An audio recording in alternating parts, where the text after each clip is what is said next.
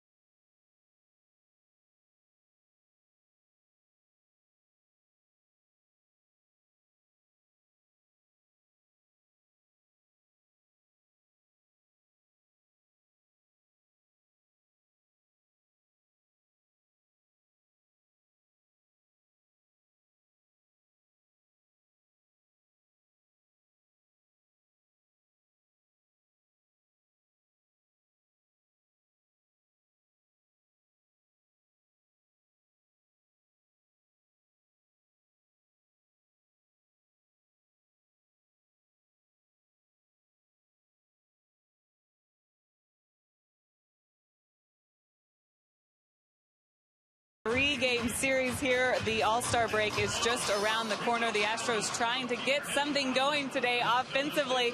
They've shaken up the top of the lineup a little bit. Marwin Gonzalez, who's joining me right now, actually putting me on the mic.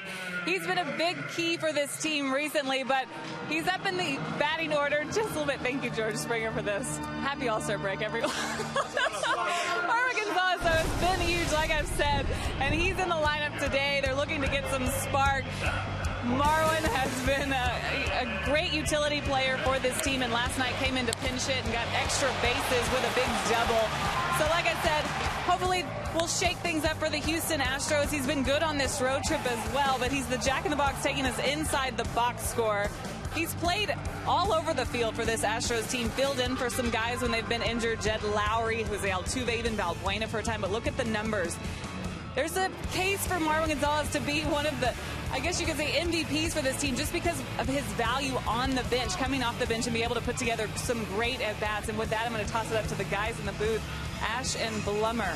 How you guys doing? Hopefully better than me in my sunflower seed bath I just had. Well, as long as you're feeling good, that's all that really matters, right? You can go outside, you can get it washed off very quickly, I'm sure.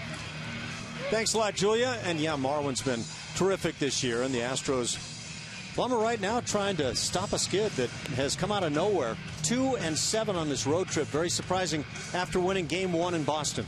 Yeah, it's been an interesting series. They've scored, I think, 30 runs on this trip, 21 in 2 games. So the other games without those runs being scored has been quite tough, leading to those losses. But I'm a big fan of Marwin Gonzalez. I appreciate everything he brings to that ball club. And thankfully, the Mariners played good baseball last night to keep the Angels at bay. So the Astros still have that lead. Today's Astros starting lineup is brought to you by Southwest Airlines or A.J. Hinch and Company. Jose Altuve at the top. Marwin is batting second today as Carlos Correa bats third. Middle three in the order: Evan Gattis, Colby Rasmus, and Chris Carter. In the bottom three, just recently recalled to the team now, L.J. Hose. He gets the start in right. In center, it's Jake Marisnick and Jason Castro behind the plate. Matt Moore for the Tampa Bay Rays, making his third start since returning from Tommy John surgery. He had that surgery done April 22nd of 2014, so it's been a tough stretch of late trying to regain that form that he had early on in his career, pitching quite well. The velocity for Matt Moore is a concern.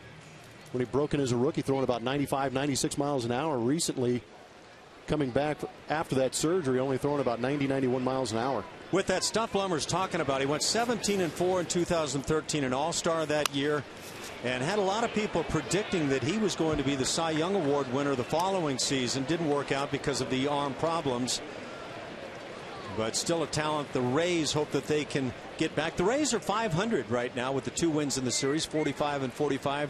They're just 3.5 back in a tough and close American League East. The Astros still lead in the West, a half game over the Angels.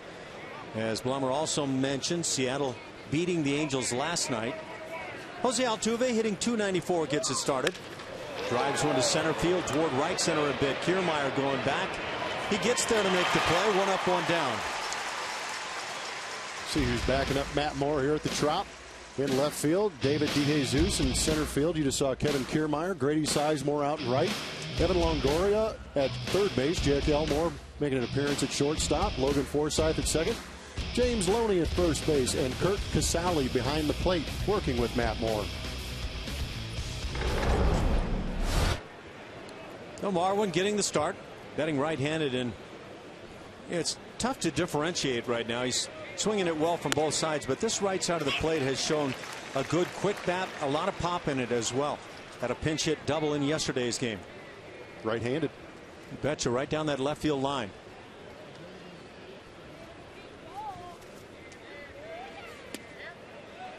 Ball and a strike. Talked about Matt Moore's fastball. He's also got a cutter. That's why you're going to see a lot of these pitches on the inside corner to right-handed hitters. Also has a curveball changeup. 29-17 in his career, 5 years. But that's a brief 5 years when you consider just 65 games, 63 as a starter.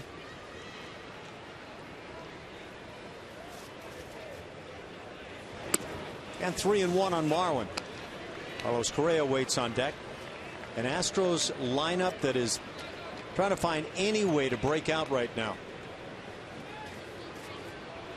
Carlos finally got a hit in yesterday's game. And Marwin draws the 1-out walk.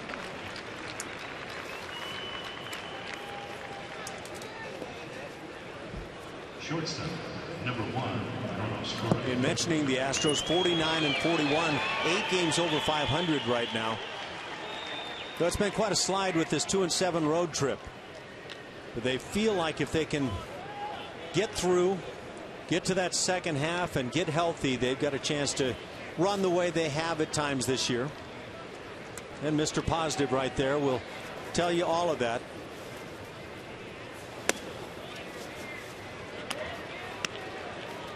Yeah, you go down in the clubhouse, hang around these guys. Yeah, the players might be pressing a little bit, but this coaching staff has done a good job of keeping the status quo, keeping everybody even keel. A.J. Hinch doing a good job, still positive down there. I think they're great. Manager and coaches, I don't think could have done a better job. Carlos takes a fastball right there. 89 on that heater.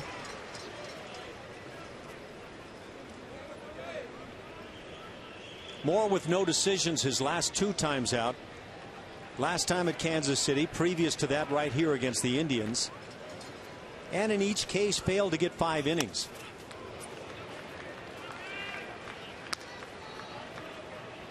Two balls and a strike.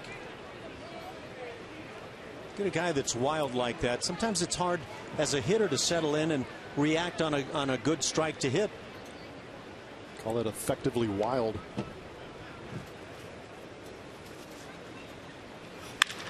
Rammed to left field on a line and deep, going back and not getting there. DeJesus, extra bases. Stopping at third base, Marwin Gonzalez on a ringing double by Carlos Correa. There's some angst behind that. You get a chance to see where that pitch was on the strike zone, presented by M.D. Anderson. Fastball up in the zone. He's doing a good job of getting on top of that. We saw last night with the base hit he did get going the other way. Did a good job of getting on top of a high fastball and going the other way. This time in a 2-1 count, guessing fastball and guessing right. Ball was smoked. Double number 10 already for Carlos Correa. So the Astros, who have been having a terrible time offensively, with 1 out, have runners at second and third. Evan Gattis, the RBI man at the plate.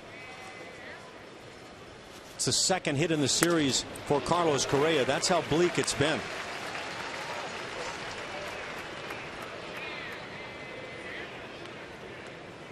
Evan Gattis hitting .241, leads the team with 53 ribbies. Tied for second in home runs, 15. Good breaking ball. It's 0-2. Take a look back at Carlos' swing in Supermo. Brought to you by Mattress Firm. See that heater? Not much moving. Good four-seamer, but kid like that anticipating it. Filled it up nicely and hit a laser to left.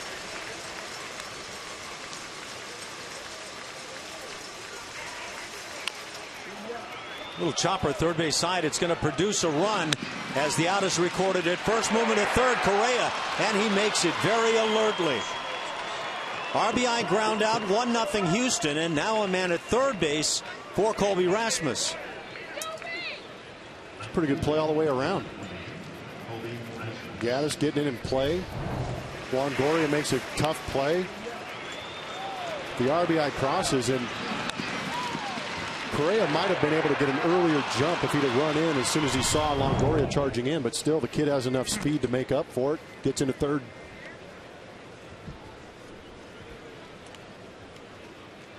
Two outs now for Colby, and the Astros jump on top. It's a good sign.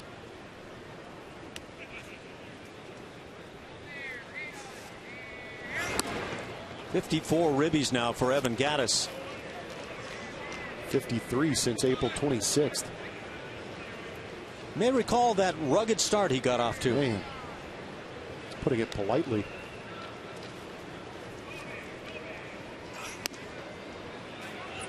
Two 2-0 on Rasmus.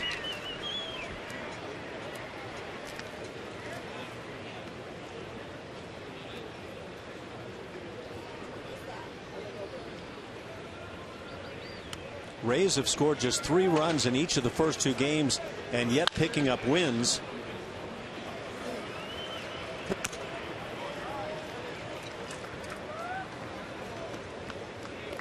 In that American League East, it's the Yankees, Baltimore, Tampa Bay, Toronto also at 3.5 back, and then Boston, who is starting to quietly get into position. They're 5.5 back, 42 and 46.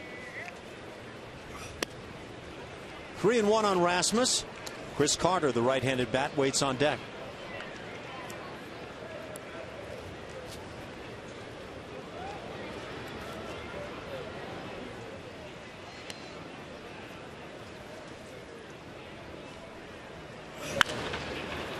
Popped up on the left side. Oh, nice. And it hits the ring and it stays. The ring caught it. Yeah, apparently not to be found. Evan Longoria still waiting for it. Wow. Going to be a while. Ooh, and that certainly gives Colby Rasmus another swing. How about that? The joy of arena baseball. Got to have some nets all around that keep the ball in play at all times. Please, please.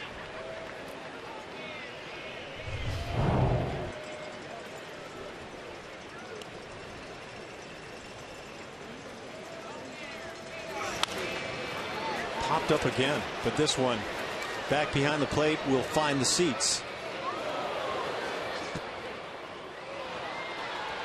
That's too bad. It would have been great. Back-to-back foul balls up on the catwalk. That's going to be some kind of record. I would imagine it's never been done before, so that would be record time. Just missed it.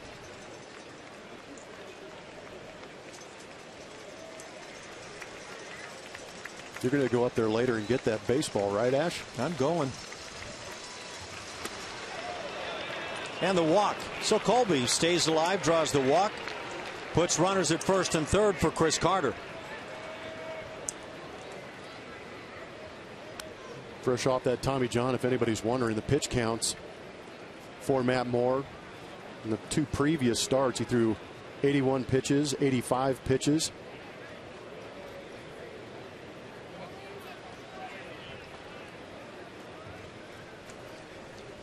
Chris Carter certainly has been having his struggles.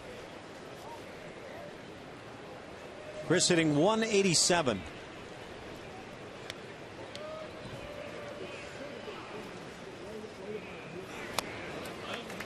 Starter breaking ball for a strike on Chris. 15 home runs, though, 41 RBIs.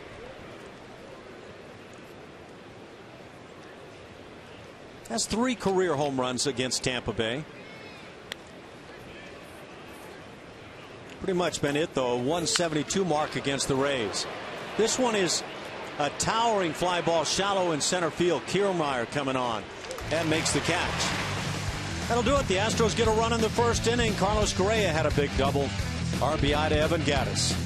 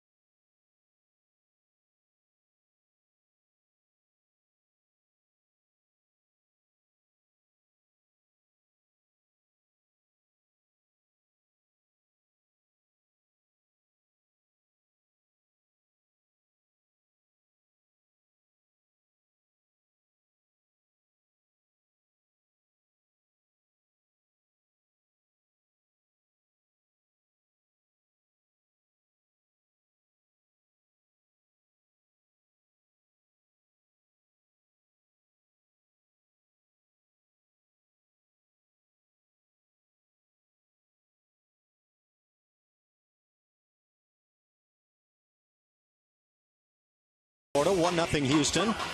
Evan Gattis picking up an RBI with a ground out to the infield.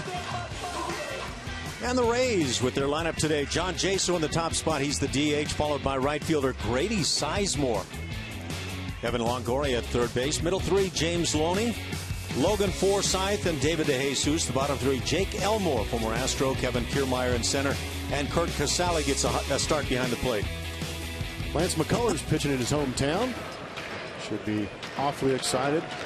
Pitching strong into the break, making his 11th start. How about the month of June for Lance? 3-2 record, 2.11 ERA. Had 40 strikeouts in that month. Kid has electric stuff with the fastball, curveball combination. So there you see it, graduate of Tampa Jesuit High School.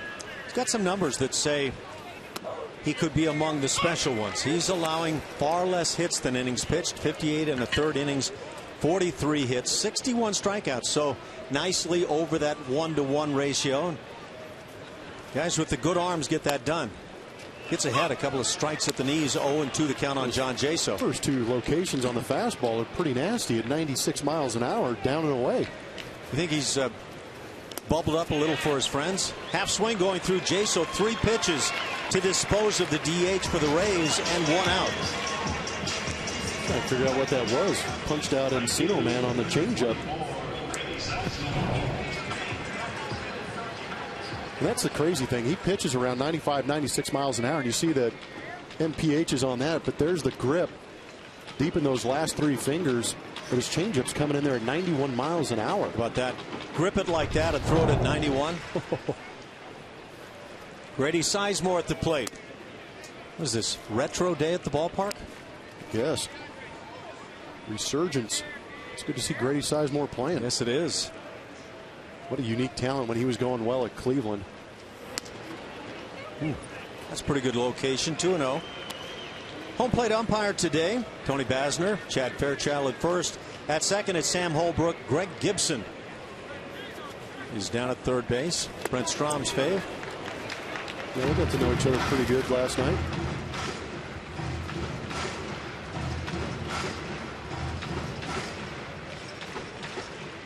Grady Sizemore now 32 years of age.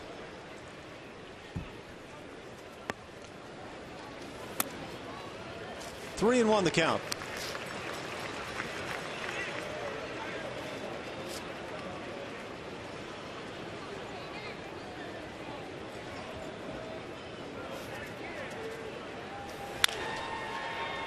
And now full count.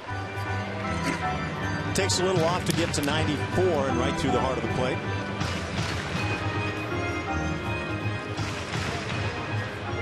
Lance has got some good rookie numbers. He ranks first in opponents' average against, holding hitters to a 203 average and ERA.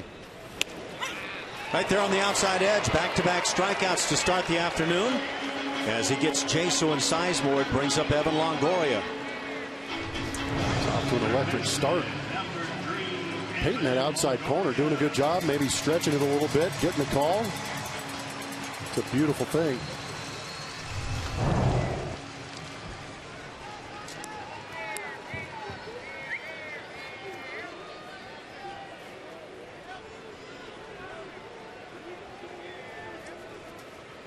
Longoria made that nice defensive play to get an out, but the Astros picking up the run on the little ground ball by Evan Gattis. Is that 2-seam, 4-seam? I didn't pick it up, but anyways, does a good job painting that outside corner. What Dallas Keuchel would have done with that zone. Like to get that call on that side. Hate to keep harping on it, but that was ridiculous. Really hurt in a ball game that was scoreless at the point and wound up 3-0 Tampa Bay as McCullers finds the strike zone again. 1-1. Make that 1-2 now.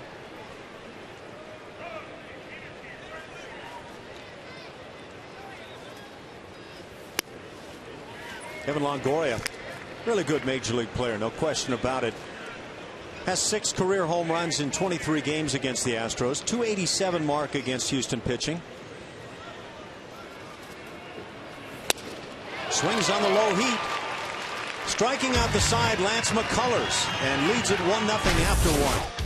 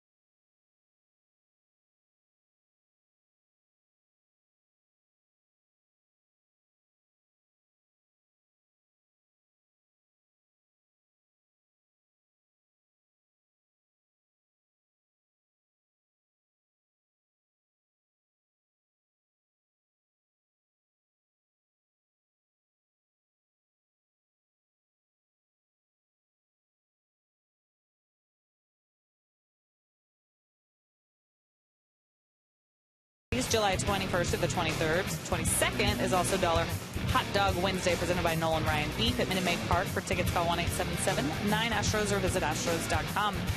LJ, HOU's recalled today is in the starting lineup. The Astros looking for some spark, especially against this lefty they're facing today. Need some right-handed bats in there. And HOU's feeling really good about what he's been doing in AAA. This is a good chance to get him in the lineup. Last time we saw him, didn't get a lot of playing time there, but they can do a lot of things with their roster right now, too, guys, with the way the All-Star break is here, so they don't need all their starting pitchers. And then right after, they've got a day off right after that Ranger series when they get back. So we might see some different things with the 25-man roster here in the next couple weeks or so. Thanks, Julia. And you can see those numbers there for LJ at AAA. Fresno this year, 327. Playing in 70 games. Second stint with the team this year. First start for LJ.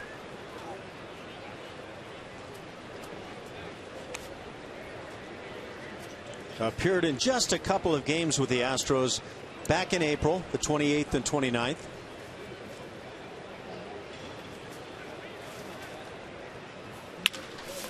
Puts it on the ground to shortstop.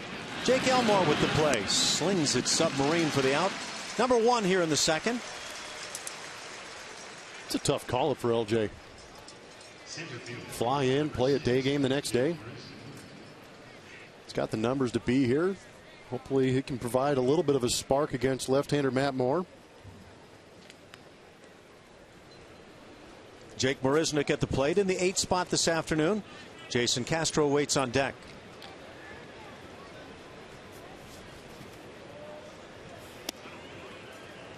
Can't say that the command is there for Matt Moore at the moment. He's facing an Astros team that is now back down to 240 as a club with that batting average. Popped up right side over by the seats.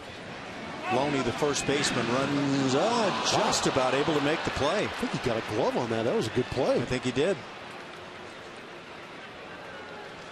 He was a couple rows back. Pretty good effort. Looked like a young man right there might have met the Rays first baseman. Well, you get a chance to get up close and personal in baseball games. Oh. Wow, good catch by the kid holding on to James Loney. Dad took me to a ball game and I caught a first baseman. And Dad prevented that first baseman from catching the baseball too. It's got to be a little frightening for a kid having a full-grown man jumping into the stands. I imagine he'll sound a lot braver when he gets back home to his friends and tells them what went on.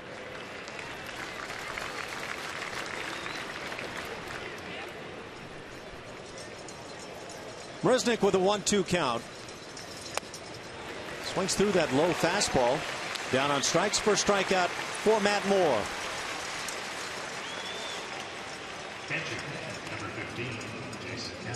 Rare start for Castro against a left-handed pitcher.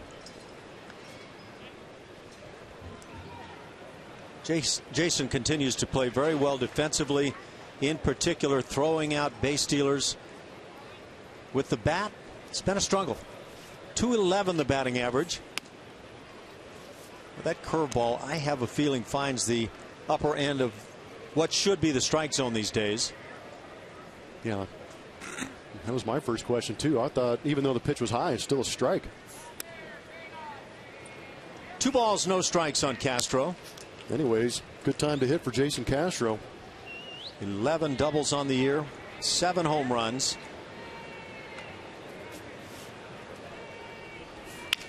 Right on the hands, little looper, and that's going to drop. Well, there you go. Take advantage of a 2-0 and drive it to left. Second baseman. That is delicious. Sign of hope. Castro. Not a perfect swing. You see that barrel, I mean the ball about halfway down that barrel, right on that label. Doesn't matter as long as it hits open pasture. Yeah, you have to take a look where it drops. I would say that's pretty much perfect. It's that 60-degree wedge. Fastball at the knees of Altuve. Jose flied to center field in the first inning. Guys have got much more than that these days. Where they have like a 64 that they bring out there. Really? I think some of the guys, certainly like Phil Mickelson, when you and I perfect that 60, we'll get there. Fly ball to center field. Kiermaier comes on. And that'll do it in the second inning. No runs, a hit. The base hit by Castro. He's stranded. 1-0 Houston.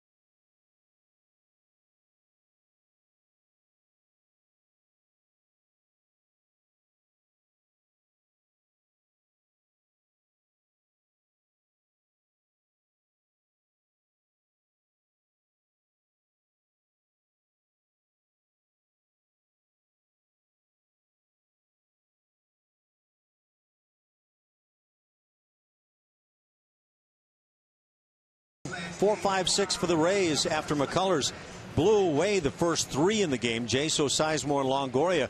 So 3 strikeouts already for McCullers. Pretty dazzling fashion, too. We are allowed to say that, right? Yeah. Okay. Dazzling in fashion, yes. And we can talk about it. Blow away the hitters and all that sort of thing? Mm-hmm. Cool. Blow the doors off. James Loney hitting .273. It's not your big power hitting first baseman. He's been very steady through the years. They can flat out hit. Yeah, he can. I know the issues he was having in L.A. is they wanted a little more pop out of him. But, I mean, he's going to give you some doubles and a high batting average.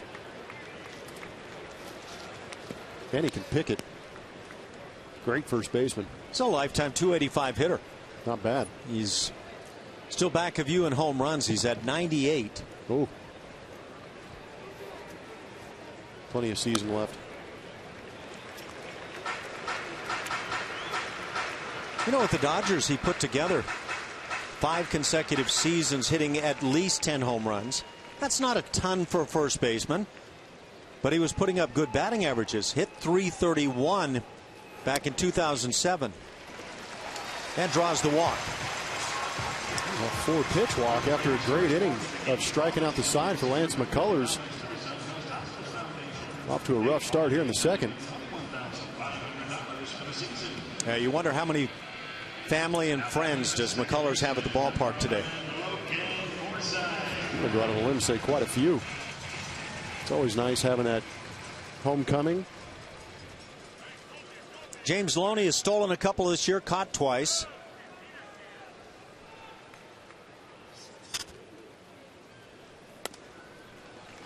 Blows the heat right through on Forsythe.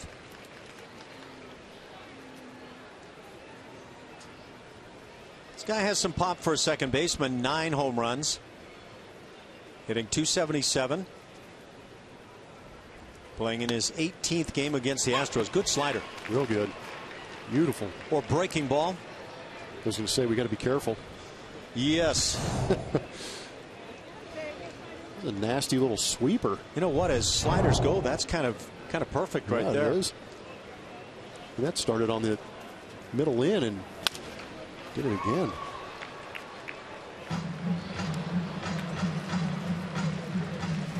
0-2 on Forsythe. David DeJesus waits on deck, left-hand hitter. A run on 2 hits for Houston. A first inning double by Carlos Correa set up that first inning run. 2 hits, 2 outs single by Jason Castro in the second inning. Slider grounded to short. Correa underhand Altuve back to first, not in time. They get the force. It's got to be one of those plays that's a tough decision. Do I go underhand? Do I come up and throw it? Yeah, but you know what Carlos Correa did good is he charged it, but as he was charging it, got his momentum going towards second base, so it made that underhand flip a little bit better. Ball not hit hard enough. Loney got a good jump on it. See him round it, going towards second. Actually, I appreciate how elusive Altuve is at second base, too, on the turn, getting out of the way of harm. Talk about that a little bit as a second baseman. You've got a shortstop with that in-between play, the underhand versus the overhand throw or sidearm throw. I would assume the underhand is much easier to handle in that scenario. It's a lot easier to see. A lot of guys prefer it. They say they'll tell each other, you know, if you can give me that underhand flip as often as you can, go for it, because they see the ball that much better. Gapper, right center field, hits sharply, and that's going to the wall. It'll also produce a run. Forsythe coming to the plate, moving to third base to Jesus, and the tag not in time. RBI triple to Jesus, and the Rays have caught the Astros at 1. Well, DeJesus wasn't going to waste any time getting to the other stuff from Lance McCullers. Got that first pitch fastball and ambushed him in a gap in right center field. Got it ready, got a good fastball to hit up out over the plate. Kind of leaked back over that middle to outside third, but with the alignment in the outfield, that turned into a triple real quick.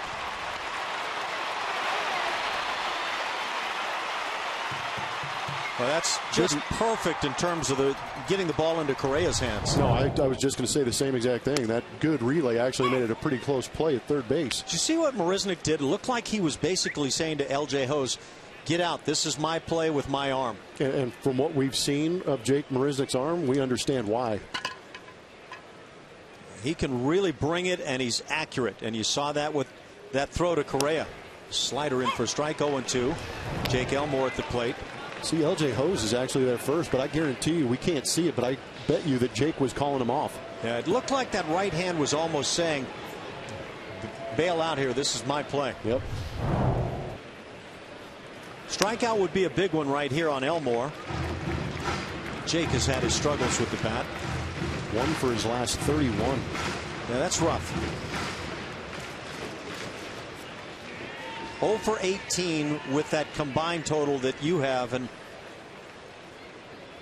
makes it a tough go. But now getting the start at shortstop as Drupal Cabrera placed on the DL today. 2-2. As Drupal Cabrera running the bases yesterday, scoring, pulled a hamstring.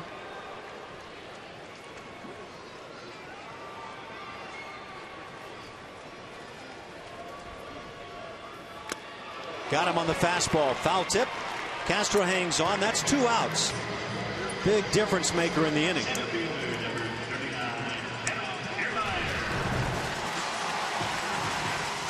It's got to be nice as a pitcher to be able to go to that power fastball and blow a guy away with the runner in scoring position. See the frustration setting in on Jake Elmore, too.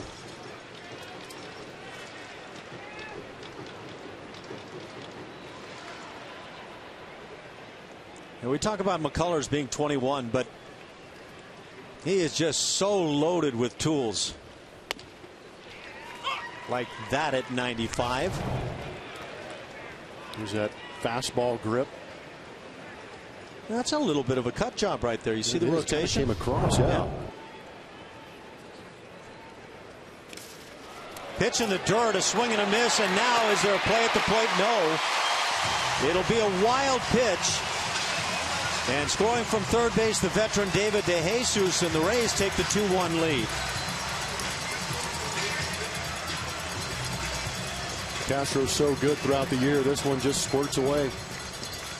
This is block scenario. You called the breaking ball. Let's see what the setup looks like. And that's not getting there for Jason. And that's been rare. As the ball hit the dirt, it looked like it kind of jumped to the left. Never got to knees by that point, but you're right.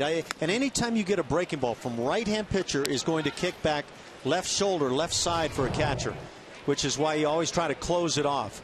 Watch the ball hit and kick. Yeah, you're right. Knees weren't down. Yep. Good call. So 2-1, the Rays go on top. 2-2 the count. Kevin Kiermaier at the plate.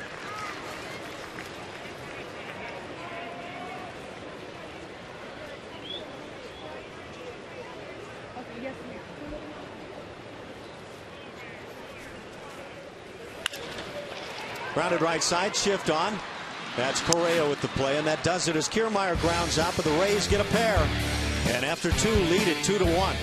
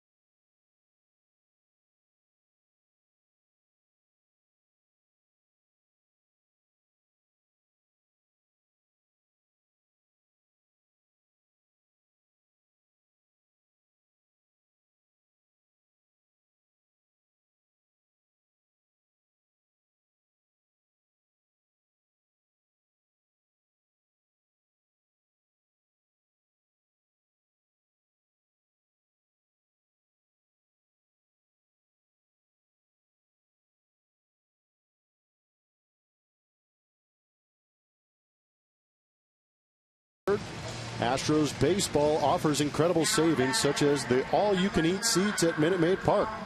This every game deal scores you a ticket and unlimited ballpark favorites starting at only $35. For more information, visit astros.com/value or call 1-877-9-ASTROS. Load them up. 2-1, Tampa Bay on top. Astro fans looking for some offense today. Marwin Gonzalez leads off here in the 3rd inning. Takes a strike. Marwin drew a walk and scored in the 1st. He went 1st to 3rd on the double by Carlos Correa. Scored on the ground out by Evan Gattis.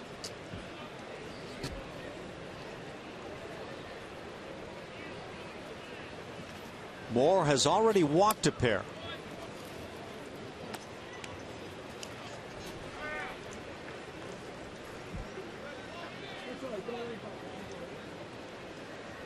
He had one rather intriguing number in 2013 when he was an all-star and went 17-4. Had 17 wild pitches that year. So apparently having pitches get away, nothing odd for Matt Moore. I think it's just because he's overly nasty. Could be.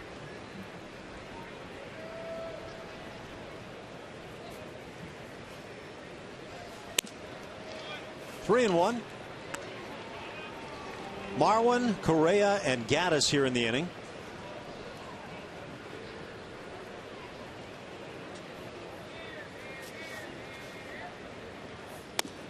Right there at the knees. That'll fill it.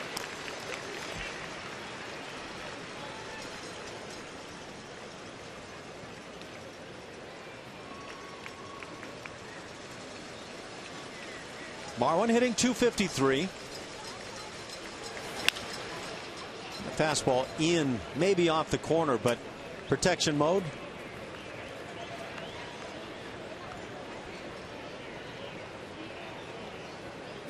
Altuve has already flied out a couple of times today, and he kind of had that part as part of the big part, rather, of the repertoire yesterday. Yeah, it's not normal for Jose to be hitting that many flyouts. It's that fastball right at the bottom of the knees. Second strikeout from Matt Moore. First out here in the third inning.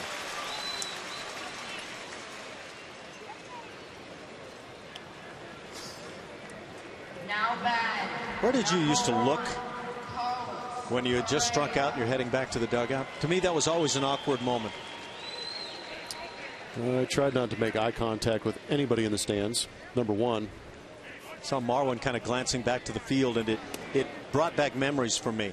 Kind of that avoid anybody that might come near you. Well, these days they replay so many of these on the big board that everybody pretty much turns around and looks up at the big board to watch the replay, see where the pitch was, how awful the swing actually was. Just another harsh reminder of what just happened. Sometimes full verification. Yeah, exactly. Carlos Correa picked up his 10th double on the year. Line shot over the left fielder's head in the first. That's one you might want back.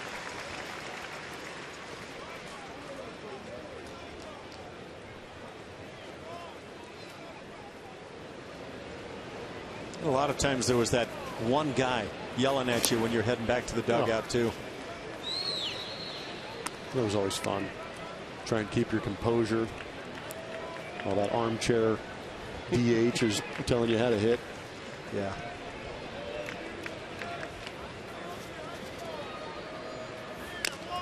Good swing. 3-2 now on Carlos.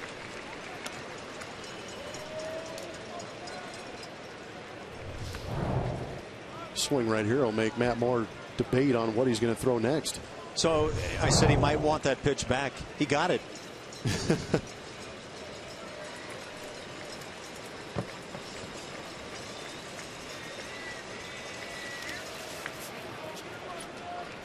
One out walk. Third walk by Matt Moore brings up Evan Gattis, our TXU Energy Power player of the game. Who else but Evan Gattis? Both of us named him as our offensive player of the first half. Yeah, it all started with that swing right there in Oakland, too. Taking that high fastball and hammering it to center for that game-winning RBI. But he's had, I believe, 53 RBIs now since that April 26th line drive. Putting up great numbers, 4 triples, but also just absolutely entertaining to watch. Pops it up on the right side. And this one hits a ring and drops. I don't even know the rules anymore on this. That was in foul territory. So when it hits in foul territory, it's dead, right? Dead ball, yeah. You can't play it. If it hits a ring in fair territory, it's in play. Is that? I think that's the case. Oh, my gosh. Yeah. So you're playing pinball. Yeah. I thought if it hit the ring, it was the umpire made the call. I didn't know you could play it off the rings up there. Actually saw a home run called in this ballpark on what looked like a routine fly ball to center field. Hit one of the guy wires, and center fielder is like at mid-depth setting to take it, and it was called a home run.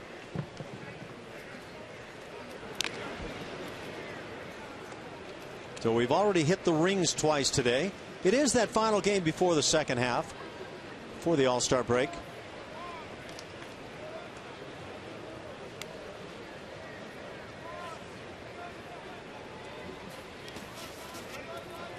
Nice job by Casale.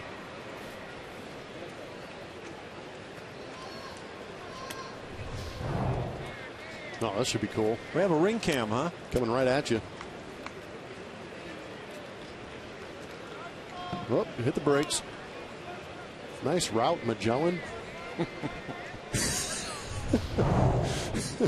Wonder how many times a season they see that here. 1-1 on Evan Gattis. Hot shot off the glove of Longoria into foul territory. Everybody's safe. It's a base hit for Gattis. So runners at first and second for Colby Rasmus. Ball was ripped. Now back, number 28. Oso Blanco. Colby Rasmus. Got around that changeup, it looked like, and just turbo hooked it down that line. Longoria in the right spot. He just got on him too quick. He was in full crawl mode there for a second. Might have saved another run. Yeah, he likely did. That is an extra base hit waiting to happen. It's a really good third baseman. I've seen him make some Plays you can't believe. So the Astros trying to get back at least even here in the inning. Colby Rasmus drew a walk in the first. It's always good to see a guy that you picked as the offensive MVP get a knock right after you talked so nicely about him. Didn't mess him up a bit. Didn't get a big head. Stayed within himself. Yeah, that's always key. Casali's having to stay loose behind the plate today. Set up down and away. It's good range. The umpire appreciates that. It is a down and away, up and in game. Used to love the scouting reports. Sit down as a group, and you have to take this portion of the day out of everything else you're doing, and you'd get through the meeting, and everybody look at each other, and it was the same old down and away, up and in commentary on everybody. Down and away, up and in. Except for on Blum throwing the changeup. Yeah, just pull the string. He has a tough time with that one. Colby swings through it. It's 2-2. Hard in, soft away.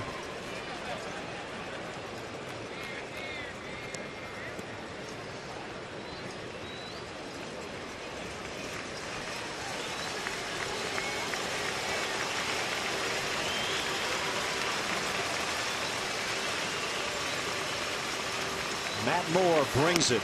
A little half swing going through his Rasmus. Second strikeout of the inning. 3 on the afternoon for Matt Moore. That's 2 down as Chris Carter comes to the plate. Now back, number 23, Chris Carter. Carter flied to center field to end the first inning. Nice opportunity for Chris here. He keeps getting them. He's going to come through in one of them. Hits one high and deep toward left center field. DeJesus back, gives way to Kiermaier, and that'll do it. Carter for the second time flies to center. For the Astros, they leave a pair and trail it 2-1.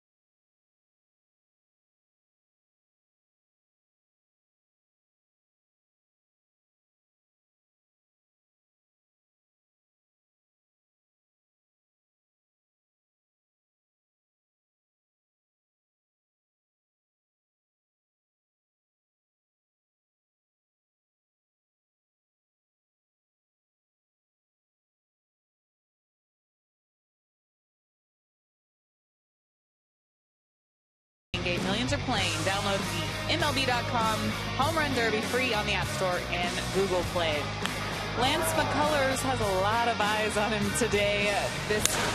In this ballpark alone, there's probably a lot of people from Jesuit, where he went to high school, just down the road. On Friday, he was scheduled to pitch a while back. They actually bought 300 tickets for that Friday game. Today, though, having to buy some tickets for Sunday to watch the guy that was a huge deal just 3 years ago, taken in the 2012 draft. He's obviously very excited to be pitching here in his hometown. But, guys, he's a little unique for him as he's pitching on so many days rest. He said he had to do several different things to kind of stay sharp. And we may not see him for a little while after the break as well. They're trying to keep his innings down. But there he is, Lance McCullers, Jesuit High School, where a lot of fans are here from that high school today watching Lance McCullers. I imagine they thoroughly enjoyed that first inning where he punched out the side. Rays put 2 on the board in the second inning. One of those scoring on a wild pitch, but 2 earned runs. Here's a fly ball to center field. So Curt Casali flies out to start the third inning. 1 out for John Jaso. 300 tickets. That's a lot of friends. For your Tampa Bay Rays, the designated hitter, number 28, John Jaso.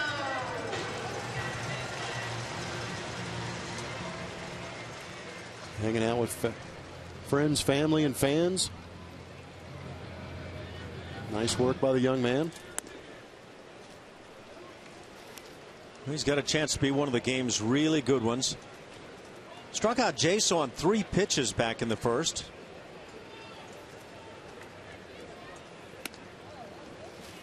Gets that tough down and away strike. 1-1.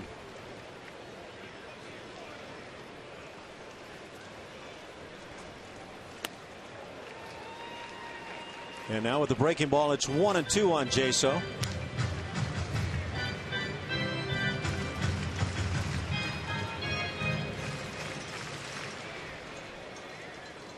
Guy that plays the catcher position when he goes at it that way. Down on strikes for the second time now. That's 5 already for McCullers. It looks like he got him on that changeup again. He's having some rough at bats. Get those really weak waving swings on that change. What a run on that. Ball just took off.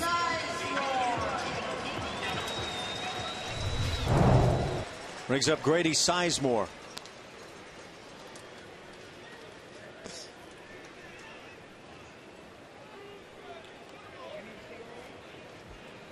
Sizemore hitting .237 at the start of play today. Struck out in the first inning.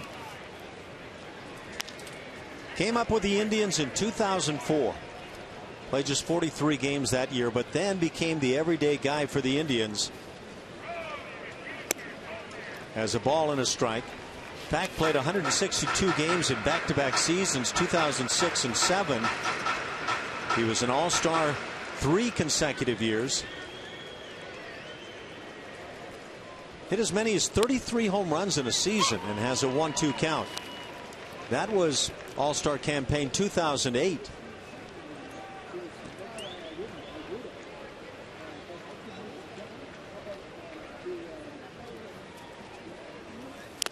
Slider got him.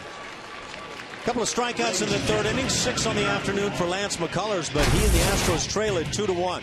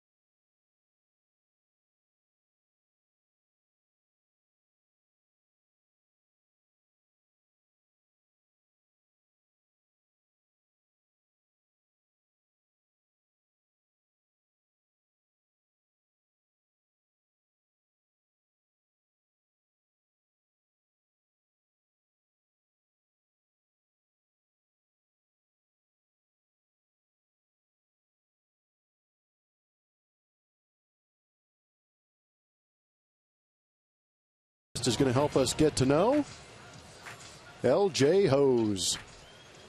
Favorite player growing up, Ken Griffey Jr. Favorite book, Strength of a Champion. And his go-to karaoke is Nice and Slow by Usher. Let's see if we can get him to break it out for us. HOUs leads off the 4th inning, 7-8-9 for Houston. Matt Moore. Got fastball at the knees.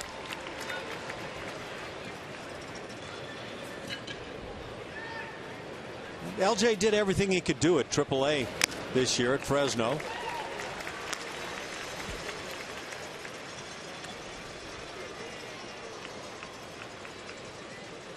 Quickly that counted 0-2 on LJ.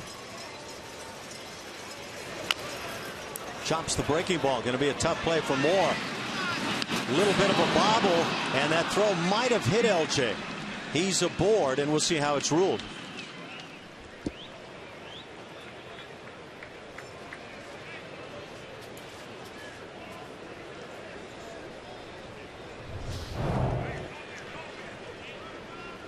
Swinging bunt. Jose HOUs puts his head down, smelling that hit. Just a little bit of a bobble. May have turned that into a hit, but LJ HOUs looks like he took the brunt of that right in the rear end.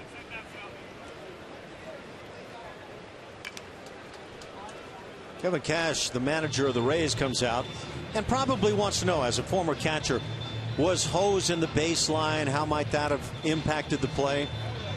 It is a base hit for LJ.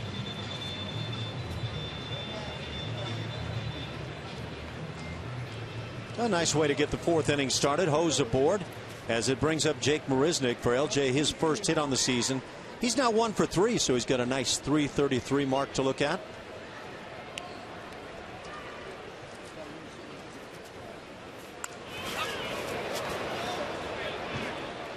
Not a bad idea by Jake, but we'll take a look back at the LJ HOUs play. It was a pretty good toss by Matt Moore, but right in that left part of the keister. All right, candy Marisnick, strikeout victim in the 2nd.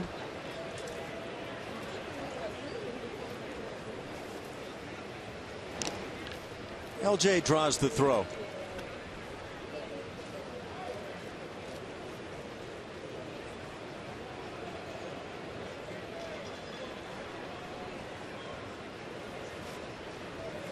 Last year with the Astros, LJ did not attempt to run, playing in 55 games.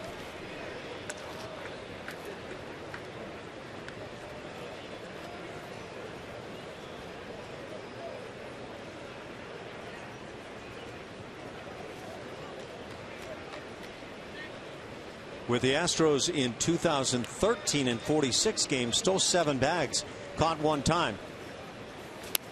Matt Moore with a little Dallas Keuchel-like slide step to the plate. 1-2 on Marisnick.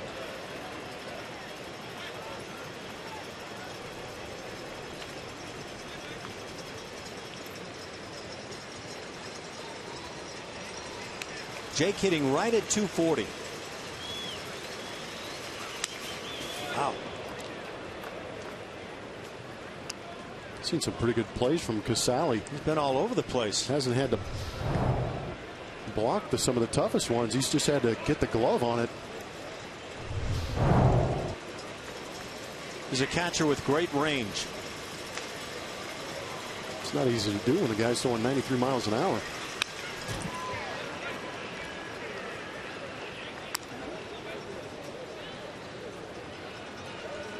I have a beef with some of these websites that'll tell you how a player has done against a given team.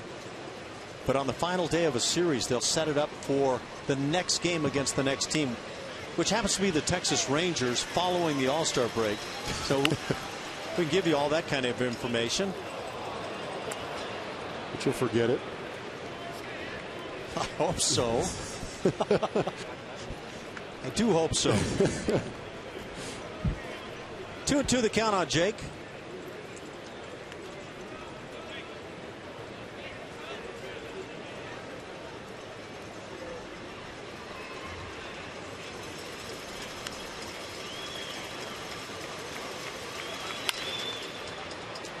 Fly ball shallow into right field. Grady Sizemore is there and makes the catch. First out of the 4th inning. It brings up the 9-hitter Jason Castro.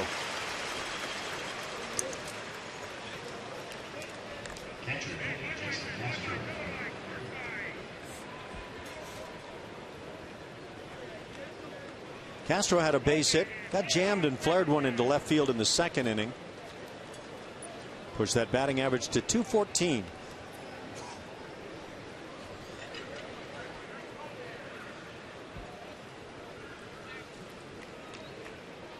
Again, the Astros just 2-7 on this current 10-game road trip.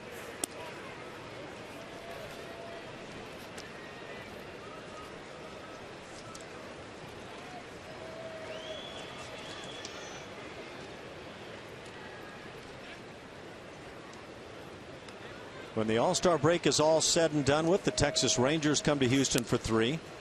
And they'll be followed by the Boston Red Sox for 3. That should be great.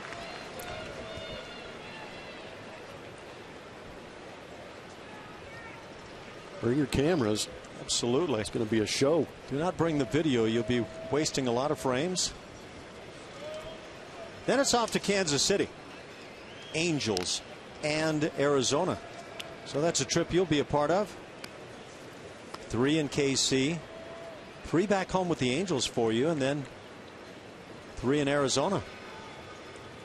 That's a good Blum road trip right there, right? You sure that's on the road? Let's I thought see. that Kansas City trip was Do I just a have that 3-day wrong? trip. You know what? You may be right. Ground ball right side.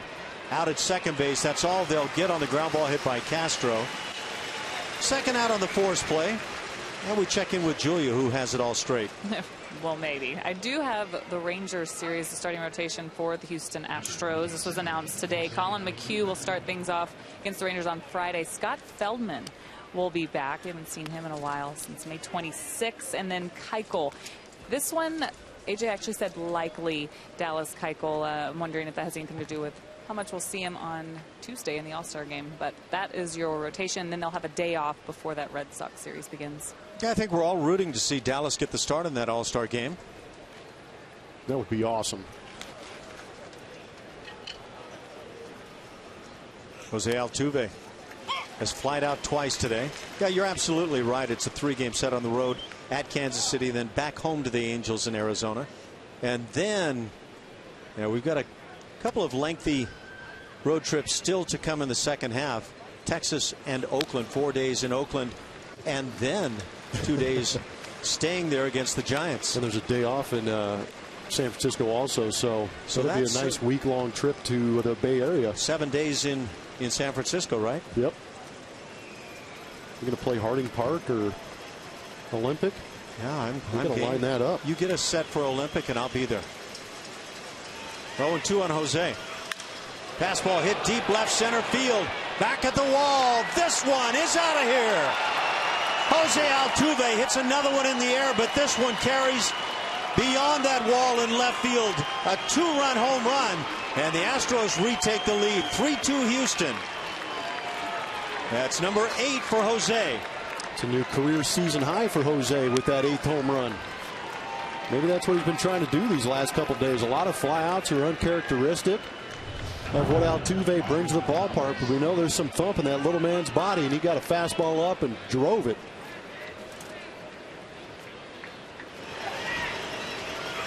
Oh, such a good noise. Just above that 370 mark. Astros needed that.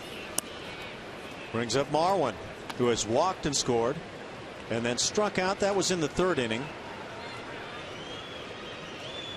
Well, that has been a while in coming for the Astros. Ground ball to 3rd, 1 hop for Longoria. He'll make the easy play. That'll do it. But the Astros get a pair on the bomb hit by Jose Altuve and lead it 3-2 over the Rays.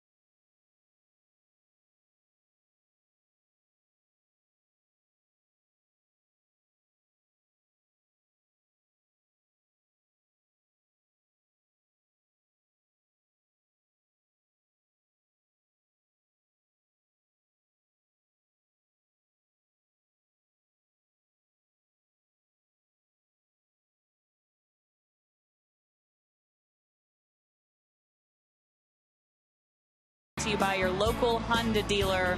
Here's your clues. 10 seasons with the Astros, 2 stints there, and 3-time All-Star. This is a crazy story. Once he hit 2 home runs in a game after food poisoning.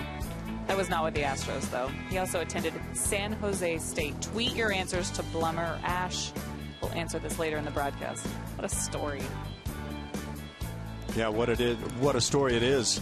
Yeah, his story is good all the way around. Not that I have any idea who that is. I do. No, you don't. I know that. Bottom of the 4th inning, Evan Longoria leads it off. It drives one to right field. LJ Ho's back on the track, right in the heart of the track, and leaps thinking he was up against the wall, but makes the catch.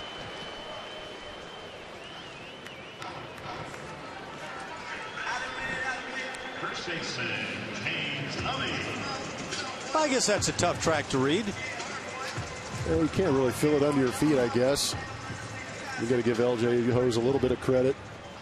Hasn't been here all week to really take batting practice or anything like that. Got a little excited and robbed it from the warning track. Can't tell when green turns to brown under your shoes, huh? Foul ball down the left side by James Loney. He drew a walk in the 2nd inning.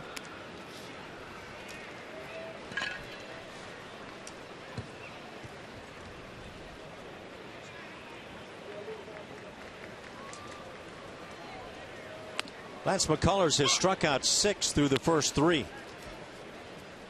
Got 3 in the first, 1 in the second, 2 more in the third.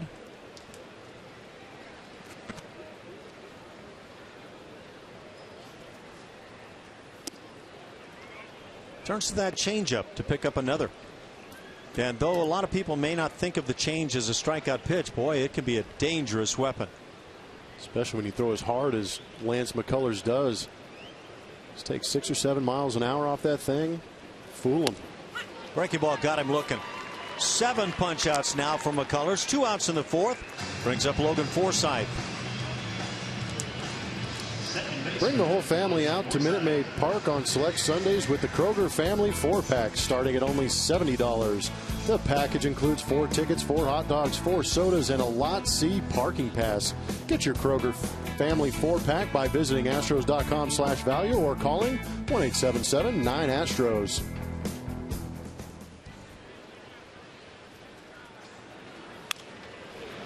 Forsythe gets a fastball in the hands and fouls it off. Let's look at that last strikeout. See that release point? Yeah, it was pretty filthy.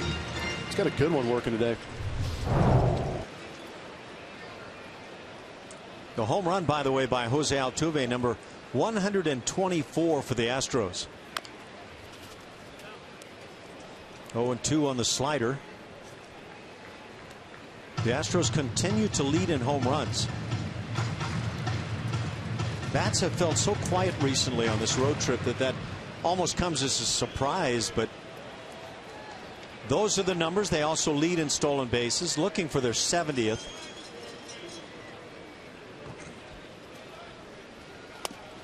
Got him looking. Another breaking ball. 8 strikeouts from McCullers. Dazzling stuff. And 2-4 leads it 3-2.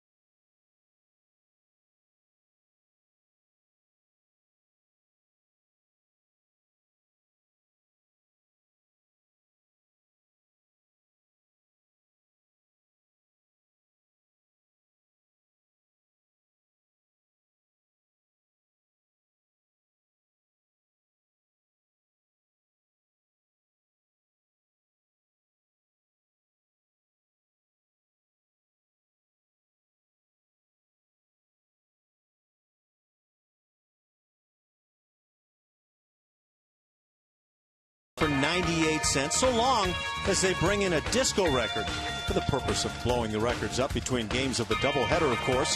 One big explosion and 5,000 fans rioting on the field. Later, the White Sox forfeited Game 2, and the legend of Disco Demolition Night was born. Oh, that is some kind of special. How many records do you bring to that game, Ash? Casey and a not-so-sunshine band. Bill Veck, the owner at the time, isn't that his whole brainchild right there? We saw Casey and the band right here a couple of years ago, right? Was that? They're bringing disco back. Were you here for Casey and the Sunshine Band? I was I was in the vicinity. I wasn't in the ballpark. Oh, come on, you stayed though, right? Didn't bring my dancing shoes. Leads off. He's doubled and walked. KC was actually rather funny. Pretty cool. Oh, you know him. Just listen to a few minutes of his. Is he cracking jokes or singing songs? Repartee and cracking jokes to begin with. Yeah. Really? Yeah, he's pretty cool. July 12th was the actual date of that demolition disco night. Producer error. We now have it on the board. That is the first error committed by any of the three sides today. The double by Correa in the first inning, his 10th of the season. Hits one high in the air, right field. Sizemore comes in and makes the catch. First out in the fifth. Worst promotions in baseball history. Did you vote on this? I don't know. Spider-Man 2 bases? Scrap metal day. Wait a minute. Phil Garner would have been really young back then. We need to bring this one back. I mean, seriously? I have a feeling that might catch your attention. Spider-Man Day? No. Wet T-shirt? Okay. Big night, honey. I bought us tickets to the game. Yeah.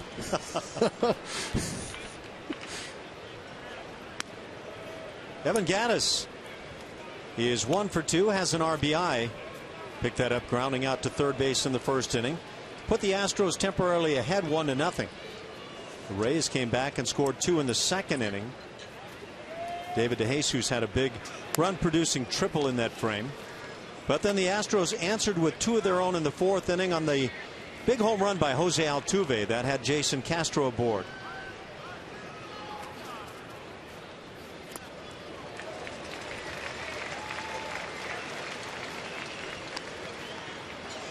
One and 2 the count now on Evan Gattis.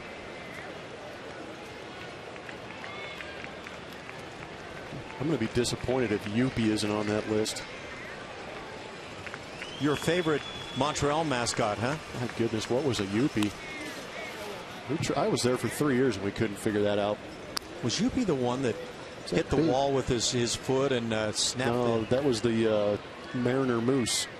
Oh, went in there and snapped it. That was just dangling there. Yeah, that was a bad promotion, I guess, too. Come to broken moose ankle night. Well, good for Youppi anyway. Ground ball third base side. Longoria playing near the line makes the play. Lobs the throw and gets his man. 2 down here in the fifth. Brings up Colby Rasmus. 5 through 1. Well, the baseball network didn't go so well, huh? I know you're going to love that number 1, Ash. Oh, baby. We got to hear about it. Yeah. 10-cent beer night. Rumor has it that you had an impact on that game. I don't know if there's any video to prove it, but I was standing on first base when the brawl broke out. When you say brawl, you mean the entire stadium brawl. Yeah, it was like one of those cartoons where the fans just come pouring onto the field. Oh, my. Yeah. Pretty comfortable spot to be in. Yeah, not good at all. Throw any haymakers? I was just haymaking my way right off the field.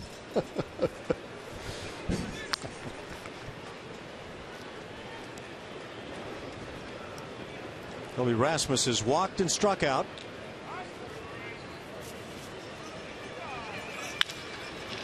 Drive to left center field. That's hit pretty well. Kiermaier back. And on the warning track makes the catch. 1-2-3 fifth inning. The Astros lead it over the Rays 3-2.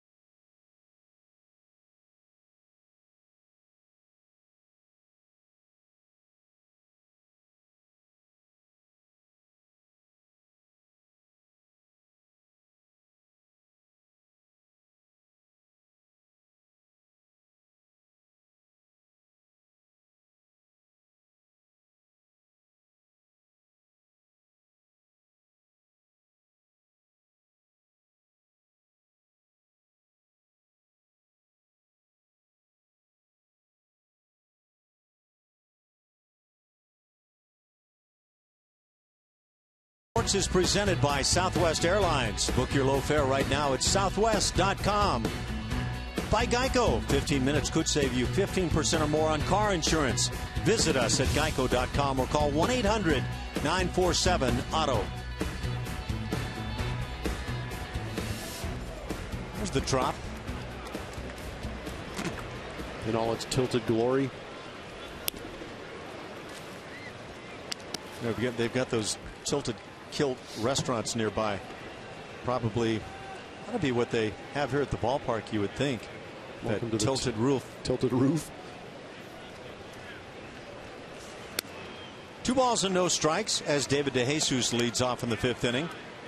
Had a key triple for the Rays in the 2nd as they scored their 2 runs.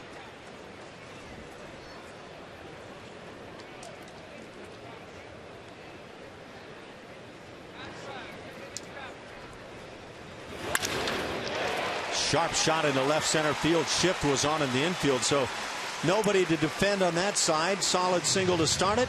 Brings up Jake Elmore. 2 lasers off the bat of DeJesus today.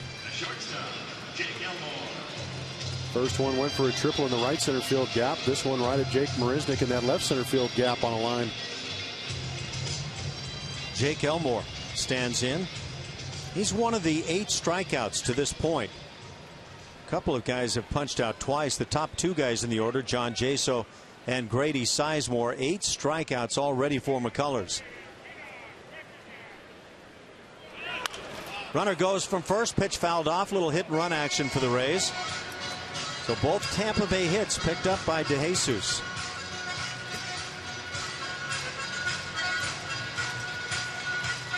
He's only stolen 3 bases on the year. Caught a couple of times. Maybe Kevin Cash feeling like at this point, if we're going to get at McCullers based on what we're seeing, it might take some running game. Open some holes for Jake Elmore, who's struggling too. Breaking ball in for a call and strike. 0-2 the count. And when you're in a slump like Jake is, it's always 0-2 it feels like.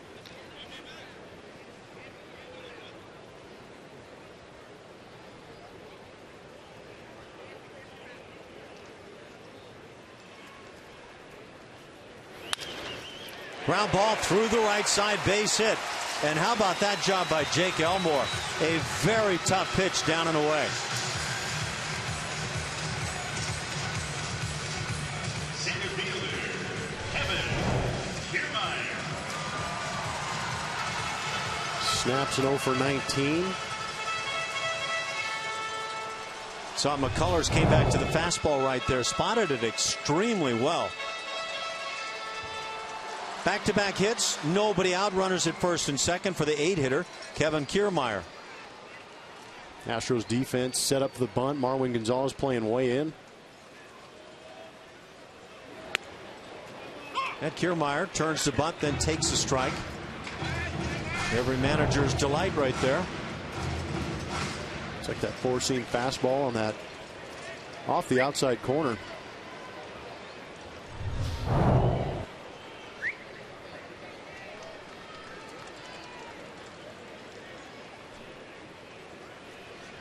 Kind of a tricky spot for the third baseman to be in right here, where you're trying to make sure you can cover third if the runners go and at the same time handle the bunt.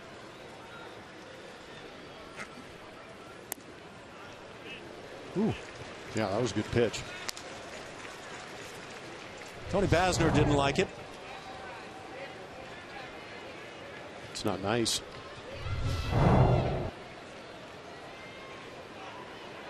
McCullers doing a great job of locating pitches. Even his misses seem to be in the right spot. 1-2 now on Kiermaier. Stuff's been great. Location, like you say, has been extremely good. I just love the makeup and the whole package with this guy. I agree. Looks like a guy that will compete on and on. See Marwin creeping back into the play. That's what I wanted to get a look at, as he was playing well on the line, pretty much taking himself out of the play. It's the changeup trying to get the weak swing. And now with 2 strikes and Kiermaier swinging. get back in on action. Be a tough guy to double up in Kiermaier.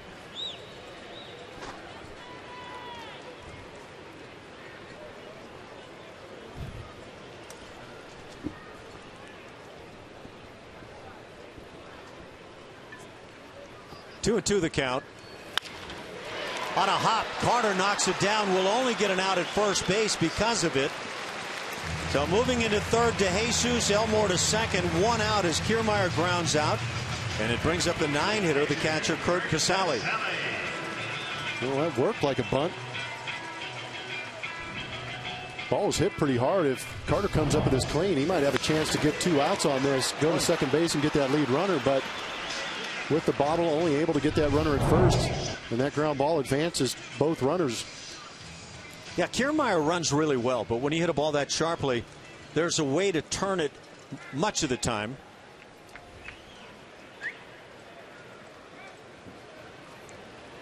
John Jaso follows on deck. And he has struck out twice today. Casale flied to center field, his only at bat.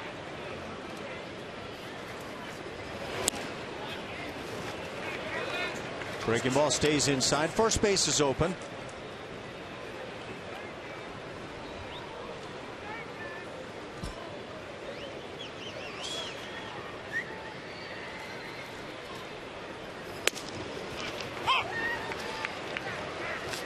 Cheddar right there on the outside black. You like cheddar? I'm not a big cheese guy, but I mean, I can deal with whatever's put in front of me. What about you? A little more of a Colby Jack. Just inside, it's 2-1. I don't know why cheddar always became the cheese of choice for pitchers, right? But that's what. You don't want to bring the American And nobody cheese? ever said nice piece of Gouda right there. Man, he's really bringing the Gouda. He's really bringing the Gouda stuff.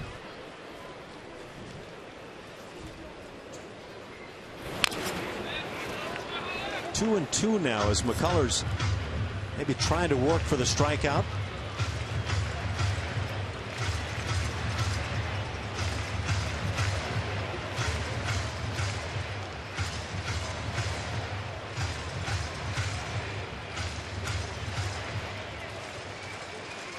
How about you make your first entry in the big leagues?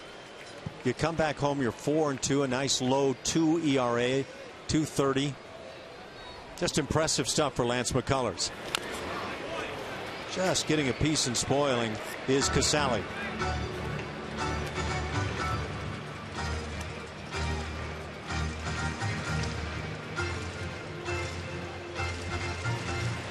Yeah, Lance should be putting on similar shows like this for a long time to come.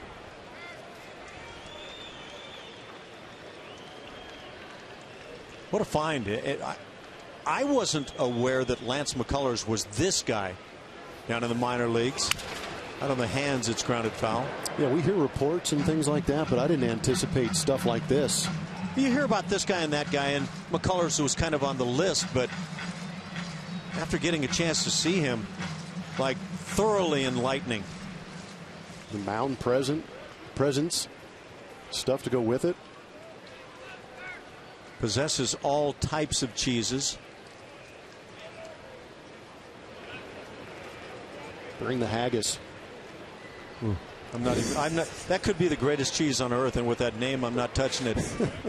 Not even sure it's a cheese. I think that's in a Harry Potter movie. Half swing, he did not go through. First base umpire Chad Fairchild with that call, and now 3-2. You decide at home. At our own personal peak. Looks like a good call.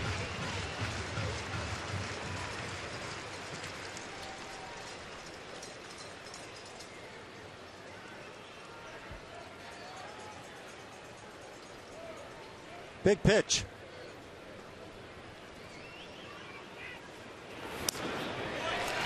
And the walk results. That'll load him up for the leadoff man, John Jaso.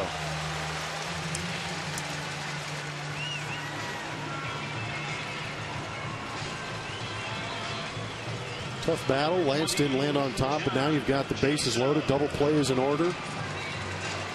Facing a guy you've had pretty good recent success against. 2 strikeouts on the afternoon for John Jaso. Strami's going to come out and have a chat. Probably give Lance a little bit of a breather and give him some pointers to try and get him back into this game and maybe get another couple strikeouts to get out of this inning. Got some guys up in the Astros pen just getting upper bodies and arms loose, not throwing. We got time now for our Geico quote of the day. It's Dallas Keuchel on pitching coach Brent Strom's ejection yesterday. That was nice to see. He's got our backs until we're finished. I've got nothing but praise for that guy. He's got our backs and he wants to see us do well. And I think that was an absolutely appropriate time for Brent Strom to go out there and express his opinion towards Greg Gibson, who missed a pitch in the second inning that led to all kinds of problems. I believe he's telling him, expect a better effort out of you when you've got an all-star on the mound. Because realistically, if that pitch is called, I mean, we could still be playing that game right now. I could think of better outcomes, but yeah, a scoreless ball game could have gone that way for quite a while. Bases loaded, 1 out. And John Jaso, strikeout victim twice today, both times swinging.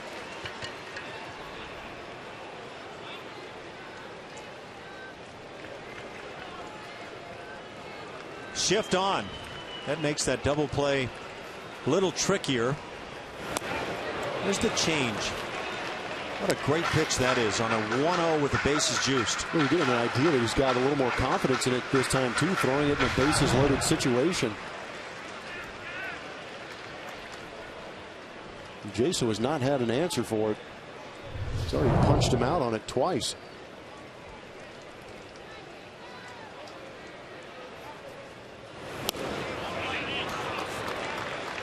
Again, comes back to that same pitch and misses. Why not? Maybe get that swing and miss, maybe get a rollover. But 2-1 the count.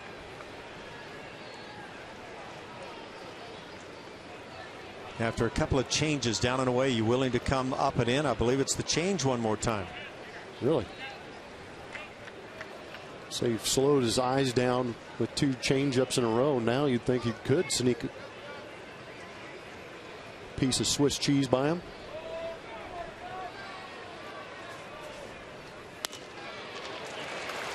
Ooh, 97. Kojak, but it missed the corner. It was anger. So 3-1. What do you do now? Got to pump a heater in that strike zone somehow. Last thing you want to do is walk in a run. 5th inning, 3-2 Houston lead.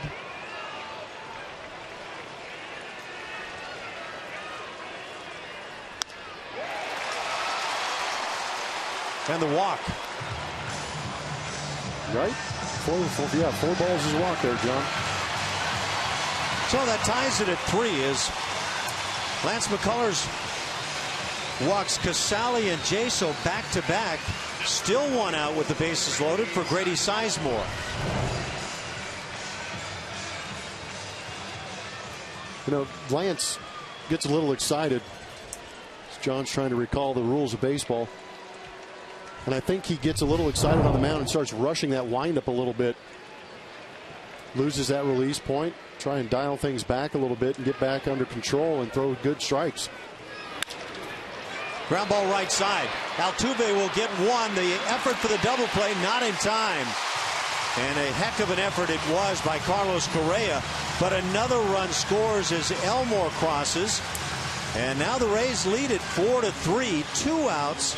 RBI ground out for Grady Sizemore, rather fielder's choice. Evan Longoria comes to the plate. It's just bad luck for Lance McCullers. He gets the ground ball he wants. It's just not hit hard enough to turn.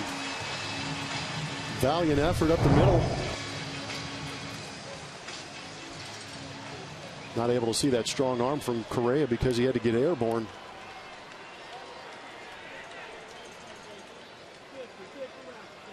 Now, that's a really unique day where it feels like McCullers has dominating stuff and yet trailing now 4-3 in the 5th inning. And that gets Josh Fields up in the Astros pen. Rays have had a right-hander up for a while in their pen down the right side. Brandon Gomes is that righty.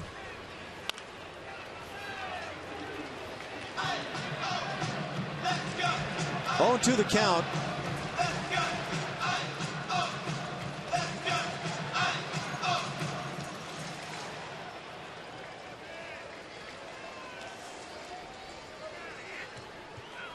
In the inning, RBI number 3 for Jaso. That's on the season. And number 12 for Grady Sizemore. And down on strikes, Longoria, second time today. But the Rays in the 5th inning pick up a pair and lead it over the Astros 4-3.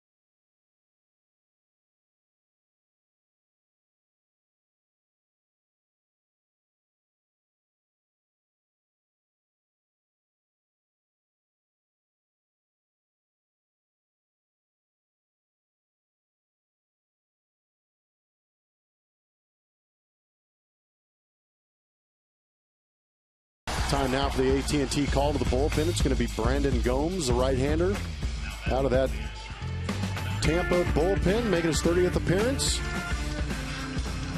Pretty good whip. Again, those appearances getting roughed up a little bit. He's got a couple of pitches, too. Fastball, curveball, cutter, slider, splitter. Going to bring the kitchen sink out there.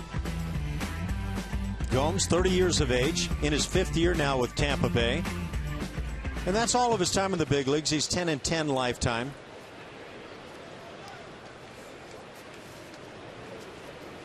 Well, the Astros back behind 4-3 now. We go to the 6th inning. Chris Carter has flied out to center twice.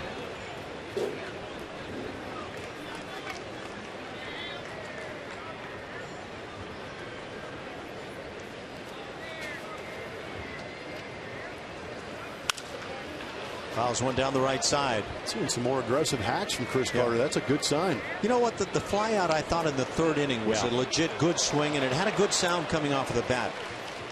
Thought it might have had a chance. It kind of jumped off his bat a little too high, but thought he squared it up too. Ball and a strike on Chris, followed by L.J. Hose and Jake Marisnick here in the 6th.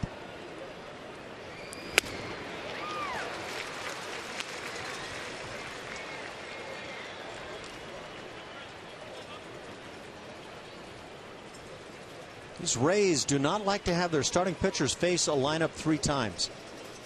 It's amazing, isn't it? This game has gone to very different places. No, that's 3 games in a row. We've seen pitchers come out after that second time through that lineup. You're exactly right. Don't want to get anywhere near facing a lineup 3 times in a row. Imagine Steve Carlton and Bob Gibson and some of those guys would have gone along with that program pretty nicely. Could you imagine going out there and saying, hey, you did great the first 2 times. We don't want to take our chances that 3rd time around. It'd be a fun conversation. Yeah. Out on the hands, hit foul.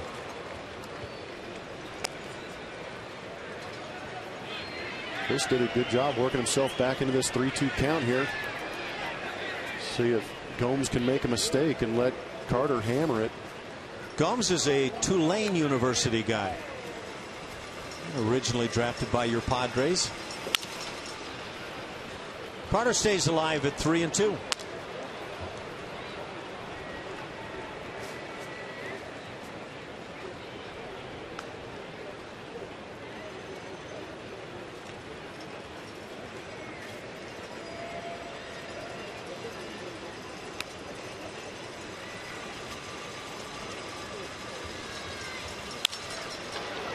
Another fly ball center field. Kevin Kiermaier drifts under in left center. Third time today, Carter flies to center field, out number 1 in the 6th inning. Brings up L.J. Hose. Man, just missed that one too. I completely agree with you. I feel like we've seen some better swings from Chris today than we've seen for a while.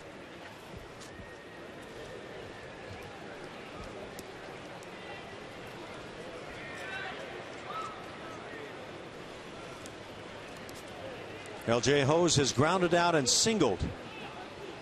Picked up an infield hit in the 4th inning. Little dribbler on the third base side. Matt Moore got on it. Couldn't make the play to get him. Another base hit. So L.J. comes on. He's 2 for 3 today.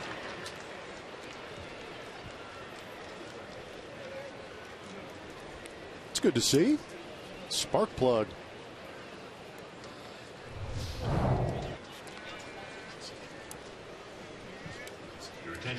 The Astros now, with Jake Marisnick due up, are going to bring Preston Tucker to the plate instead.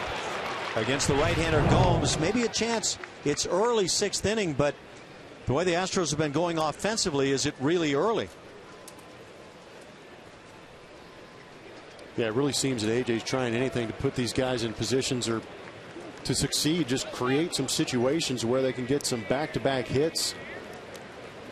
Get some base runners out there, create some havoc.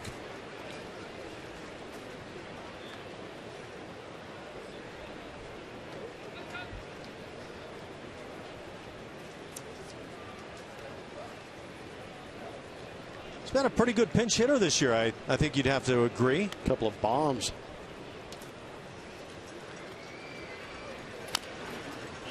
Gets himself a good hack on the breaking ball to start things. Got a nice free approach as a pinch hitter.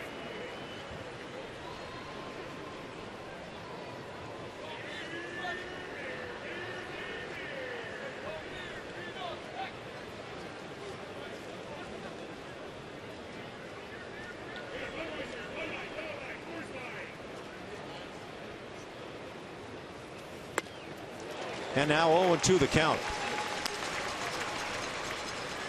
For the moment, both bullpens quiet.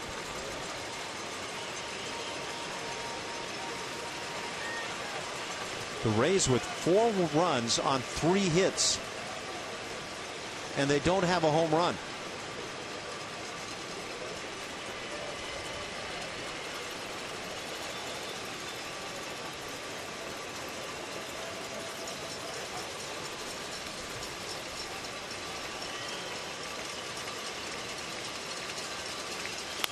Half swing. The appeal and palms down. Greg Gibson down at third base. Lance has 3 walks. I believe all 3 of them have scored.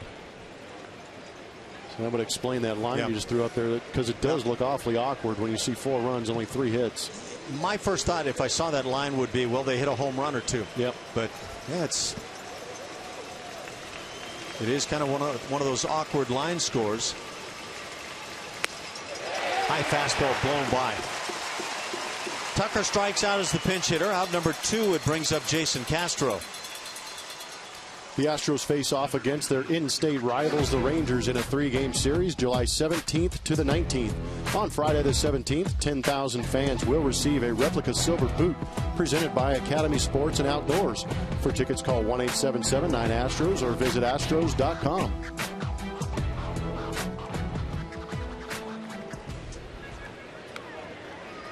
Castro has singled a flare into left field and reached on a fielder's choice. Scored in that 4th inning as Jose Altuve launched Big fly to left field is 8th on the year. 2-run shot gave the Astros a 3-2 lead.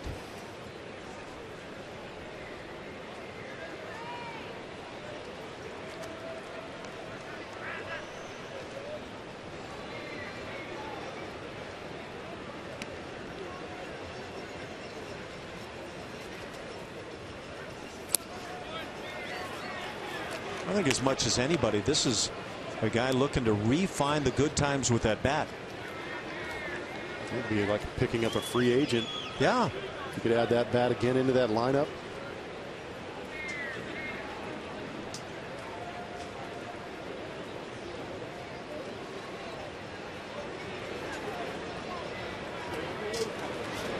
Ball gets on by Loney. Not enough for Hose to get up and move to second.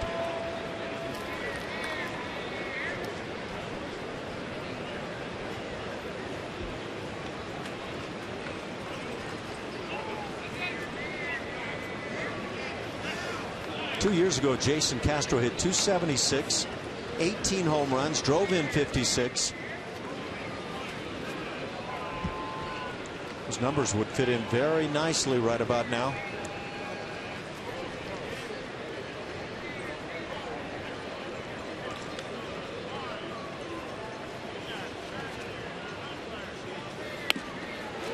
Takes a strike.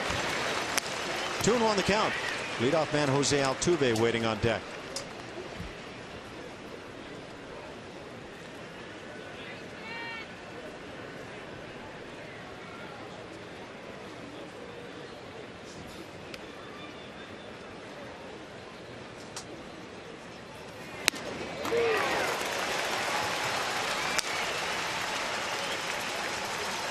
It's a deceptive fastball from Gomes, it looks like.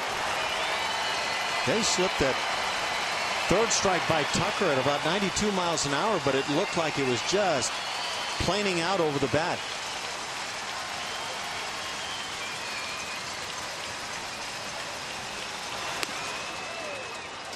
Three and two. That'll put Hose in motion. Take a look at that fastball we're talking about. That's that upper part of the zone that Brent Strom likes.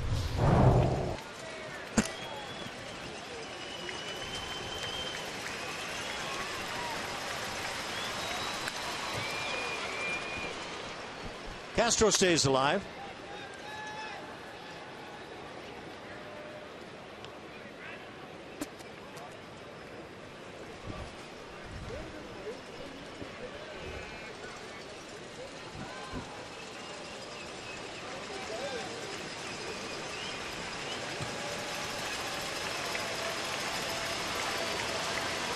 Hose on the move, and Castro fouls it back again.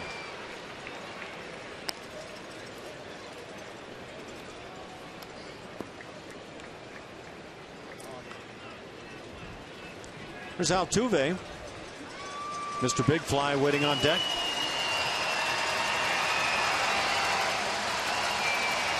Final game before the All-Star break, number 91 on the season. That'll leave 71 to play following the break. Runner goes, pitch outside. So the Astros have runners at first and second, 2 outs for Altuve. Altuve with that 8th home run. Tried to beat the kid inside. The kid was ready for it. Barreled it up nicely, turned on it. It's a new season high for Altuve. 8 home runs this year so far. Getting in on the party. Tell you what, the Astros are going to need another big hit out of him right here.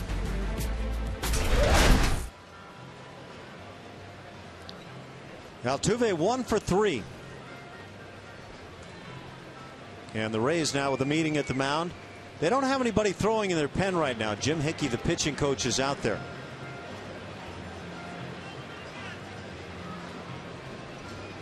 There's some extensive conversation. Yes, he does. Kinds of insight. You know what it really comes down to, though, when it's all said and done, you've got to be able to throw strikes. Quality strikes ideal. Yeah, walks are not good. Let's see if the Astros can make him pay. I played with a lot of guys that could throw some quality strikes. And when you can do that, it makes all the difference in the world. Gomes to Altuve. Jose fouls it down the right side.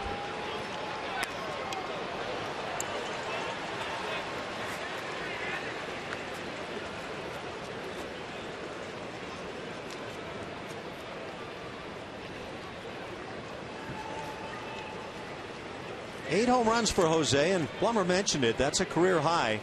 Had 7 last year, had 7 in 2012, and now has an 0-2 count.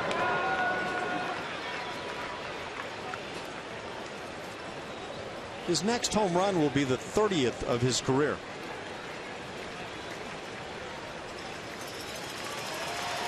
Lifetime 301 hitter is Jose Altuve.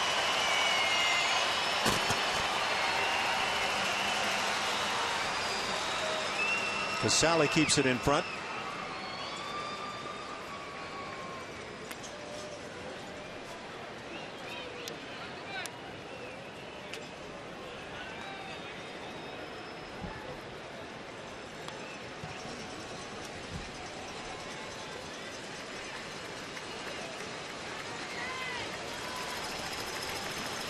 One and two on Altuve.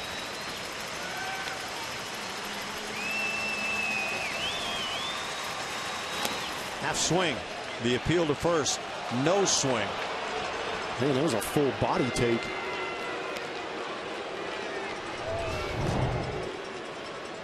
Yes, no. Good job of holding that up. It's a really good job.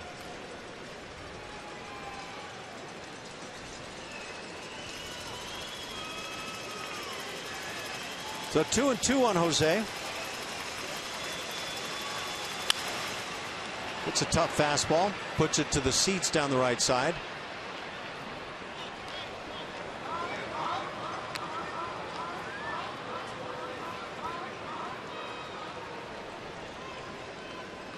It's your starting second baseman in the All-Star game for the American League squad this year. It's still holding out hope that Dallas Keuchel gets to start that game. That would be great for the Houston Astros, the great year they're having, and it'd be represented like that. Line shot, but hooking it foul, Altuve. Yeah, and with A.J. Hinch representing at the All-Star game. Very nice to see.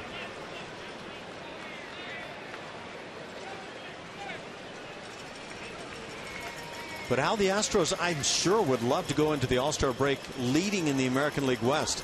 A division that, by the way, is getting tighter and tighter.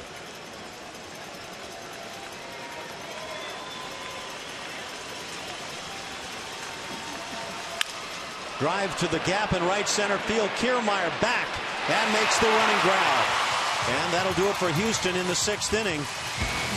They leave a pair and trail it 4-3.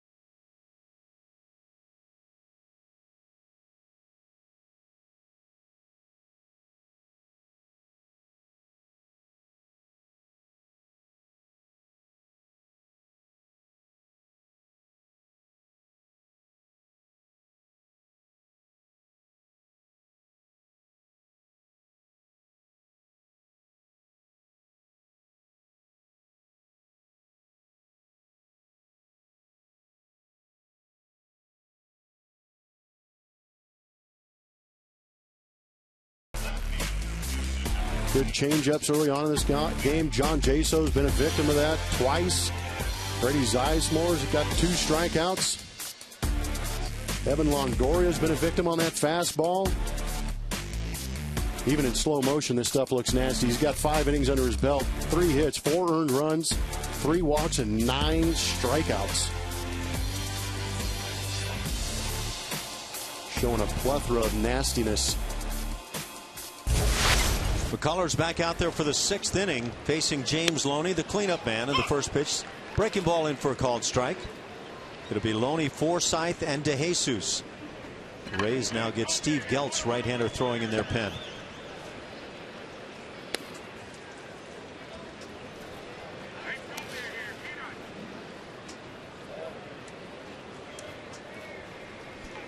What would you say? The walks issued by McCullers, the key against him today? Yep. It's unfortunate. You go back to that first inning when he struck out the side and did it dominantly. It's hard to foresee that this would come through 5 innings. That second inning, a leadoff walk and then a triple drives in that run. And there were 2 more walks in that 5th. He actually walked in a run.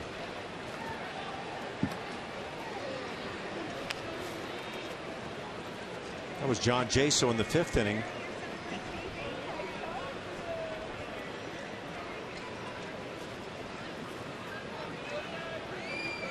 Here's Geltz.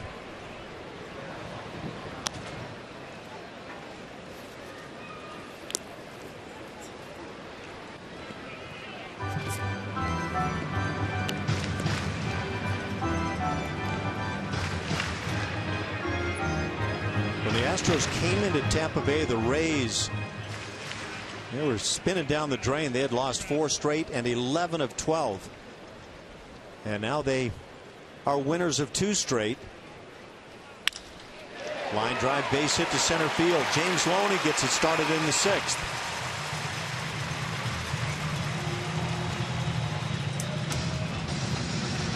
It was a good pitch, just matched up with a good swing.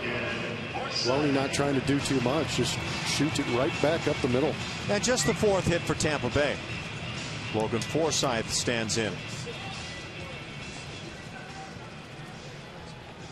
Will Harris is going to start getting loose in the Astros pen.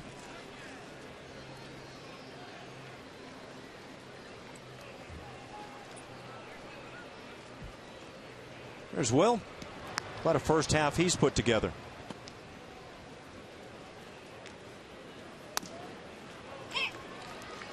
McCullers has 9 strikeouts. Neither team has turned a double play on the day.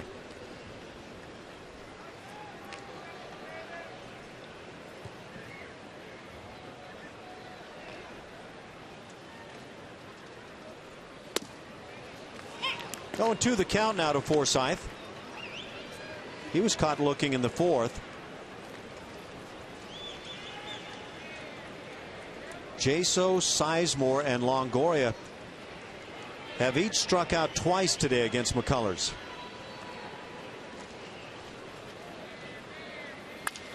Ground ball to short. Could they get 2? Correa, Altuve, and Carter. And they get the double play. So the first of the day, 6-4-3. One of those rather unusual, bit awkward double plays with the shift on. Ask and you shall receive. Good job of getting ahead. Even better pitch staying down in the zone, getting that ground ball. Finally one hit hard enough that he could turn. Might have mouthed a little bit of a hallelujah right there.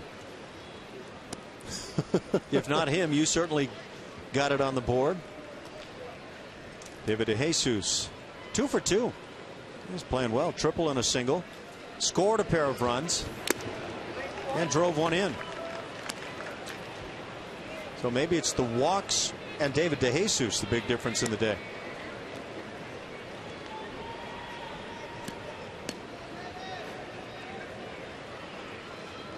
This guy's been around.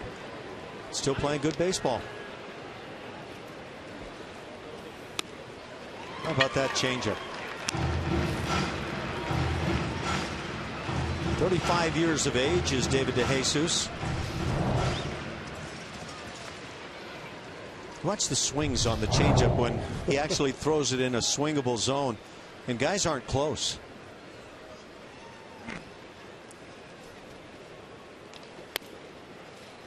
And that's it again at 90 miles an hour. Some guys are foaming at the mouth, wishing they had that kind of heat.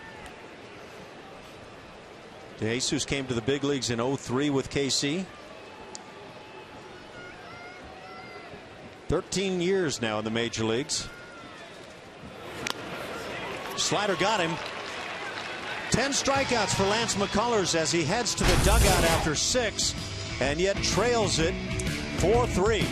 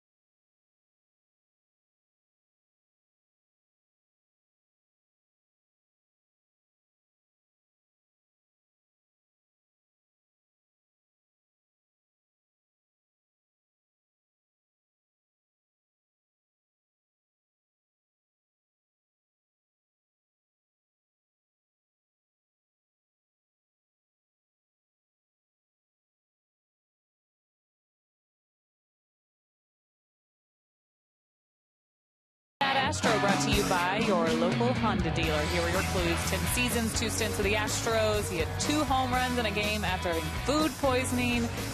Thanks for tweeting your answers. Guys, did you have a guess on this? There's no way you don't know this, right? Yeah, we know who it is. Ken Caminiti. I could tell by just the silhouette. Yeah, but that food poisoning was down in Mexico. They were playing in Monterrey when he was with the San Diego Padres. Kind of been a little Montezuma's revenge. But man, what a gamer. Yes. I saw him when he first came to the big leagues. I wasn't around Cam very long, but what I did see was all the guys in the dugout, like, with that look of, wow. Yeah, whoa. Wow. Somebody has just arrived. Marwin Gonzalez leads off here in the 7th inning. The Astros down a run.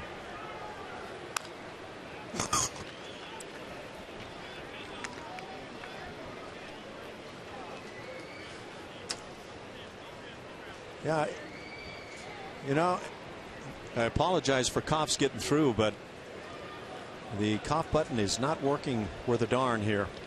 We have a cough button? Yeah, it's the 20th century, or is it beyond? Man, this is like trade secrets I need to know about. Wow. Marwin Gonzalez has walked and scored, struck out and grounded out.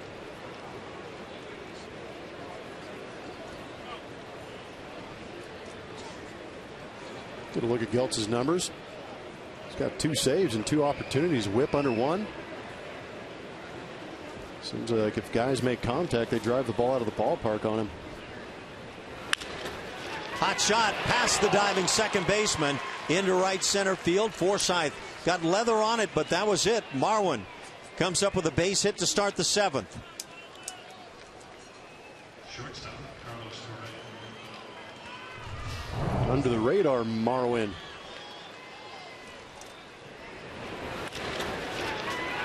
Ball hit well. This turf here in Tampa is fast.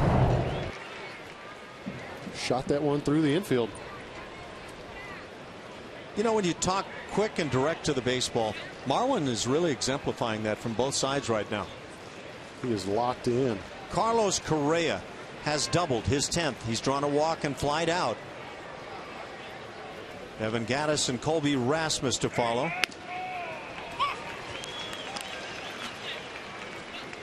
Maybe just taking a look at that first pitch from Geltz. Haven't seen a home run in a while from Carlos.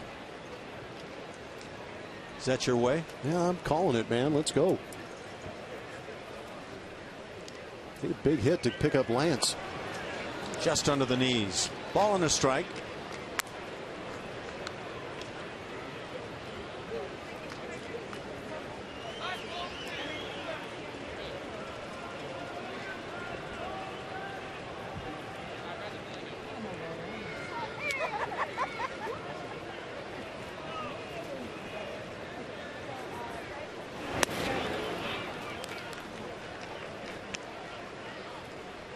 See if Geltz challenges him right here.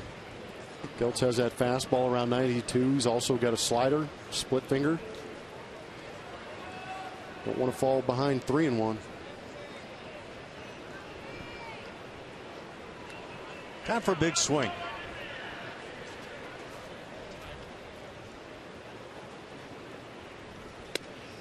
Good eye. Good discipline from the young man, too. 3-1 now. Following that leadoff single by Marwin Gonzalez.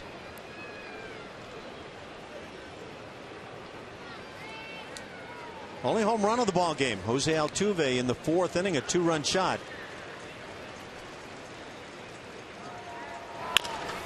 Ground ball chopped to third on 2 hops. Longoria's only play to first. They get the out into second base. On the out is Marwin Gonzalez.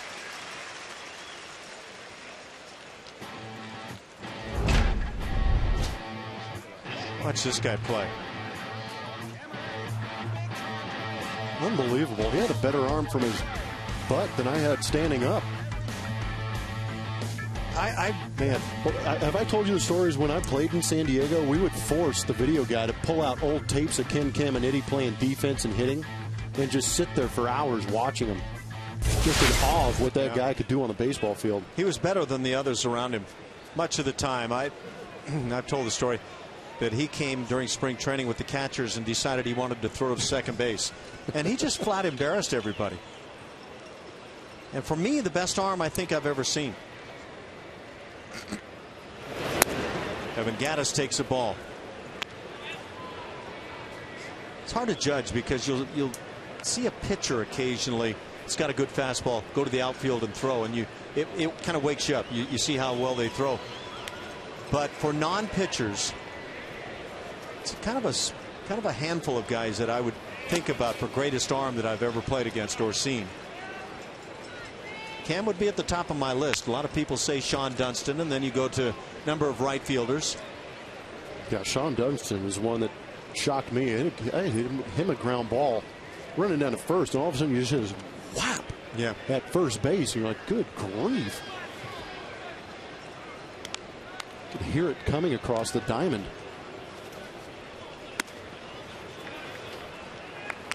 You ever be hitting and have a catcher who has a good arm just pop out a throw as the guy takes off to second base and you hear that as it goes right on by you? Pudge was one of those guys.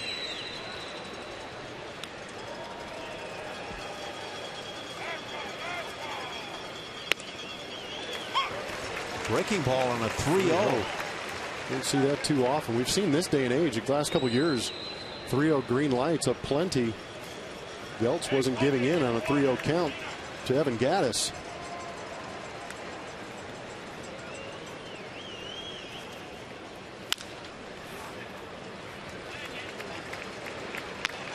Three and two now to Evan. Marwin in scoring position.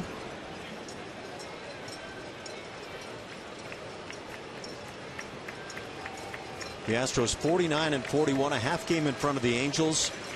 Texas 5.5 back. Seattle at 7 and 9 games back the Oakland A's. Runner goes from second. Pitch grounded to third.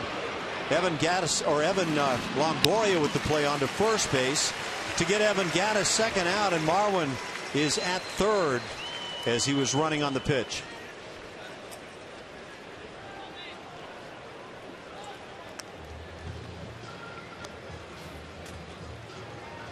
And now the pitching coach Jim Hickey comes out again. The entire infield joins in. Tried to run interference right there. Didn't work. Evan, good soft hand, strong throw.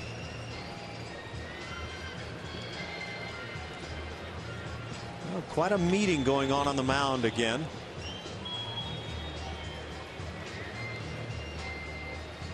Does he know it's All-Star break and some guys in these dugouts might have some flights to catch later on? I'm not sure what all the infielders are there for. You've got 2 outs, a man on third base. There's no infield strategy. Make sure you dive and stop the ball. It's not that kind of a. Okay, you got one. When you get the ball, you throw it over to that first baseman and get that out. Yeah, I forgot about that. No, but that was pretty involved right there. Yeah, Hickey was holding court.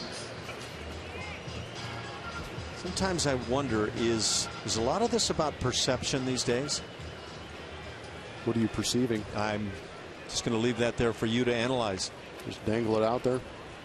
Colby Rasmus 0 for 2. Drew a walk in the first inning. I played in the days when the pitching coach said, now you got to throw strikes. Keep it simple. Used to be Bum Phillips' motto, the great head coach of the Houston Oilers back then. Fly ball left center field, well hit. Going back to Jesus at the wall, he'll make the catch. Colby gives it a ride, not enough, and that'll do it for the Astros after that leadoff hit by Marwin. He's stranded at third, still down a run.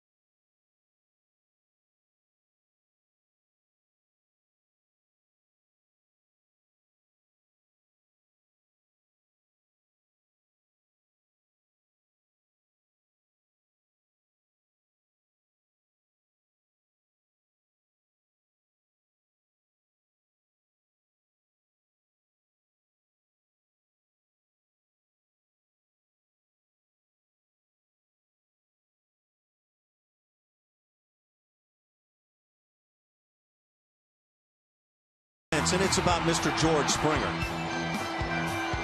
Just another tremendous season. So being thrown together with the leather, huh? It's fantastic. He was always in the right spot at the right time, and it seemed like every time he was trying to destroy his body, making some of these plays, he was a huge part in the ball game. They were just run savers all over the place.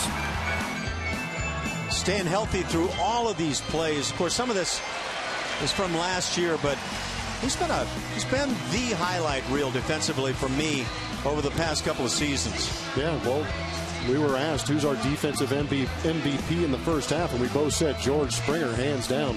Yeah, Marisnik's made some great plays, but some game-saving plays by this guy is what put him on top. Yeah, I think that outfield with Springer, Marisnik, and Rasmus, one of the big reasons Astros pitching has been good this year. I agree. Well, that has a huge part to do with it. No, and that guy has so much fun, and he just keeps it alive for everybody. And having a broken bone hasn't stopped him. Whether you're talking clubhouse, dugout, on the airplane, he is the guy. The Astros go to the bullpen for Will Harris. So 6 innings of work today by Lance McCullers. He leaves trailing but strikes out 10 on his 6 innings. Shortstop, number 10, Jake Elmore.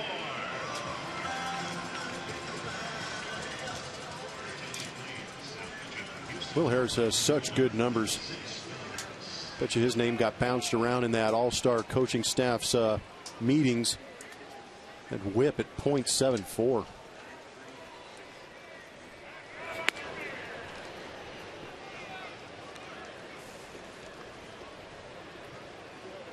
And for those uninitiated, that means about 3/4 of a base runner per inning over the course of the season.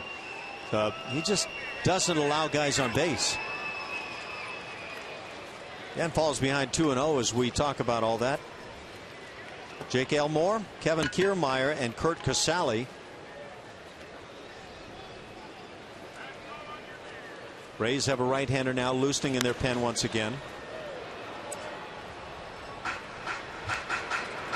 Kevin Jepson is that righty. I'm going to be real curious to see how this bullpen holds up for the Rays. Yeah, I was thinking the same thing. If they're going to go with that philosophy that a starting pitcher faces the lineup just 2 times, well, that's really going to put a burden on the bullpen arms. It's not easy for those guys out of the bullpen to be pitching every day.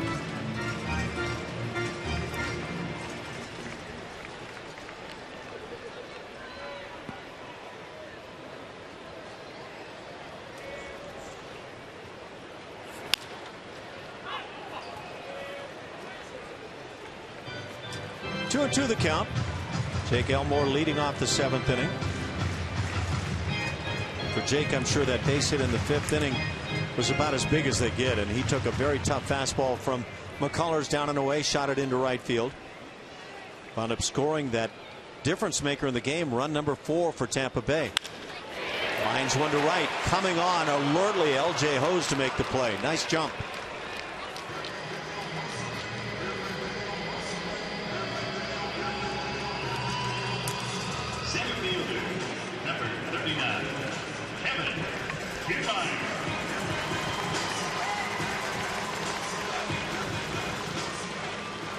Brings up center fielder Kevin Kiermaier.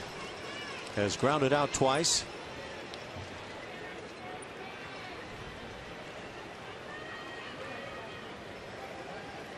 Shift on for the Rays center fielder.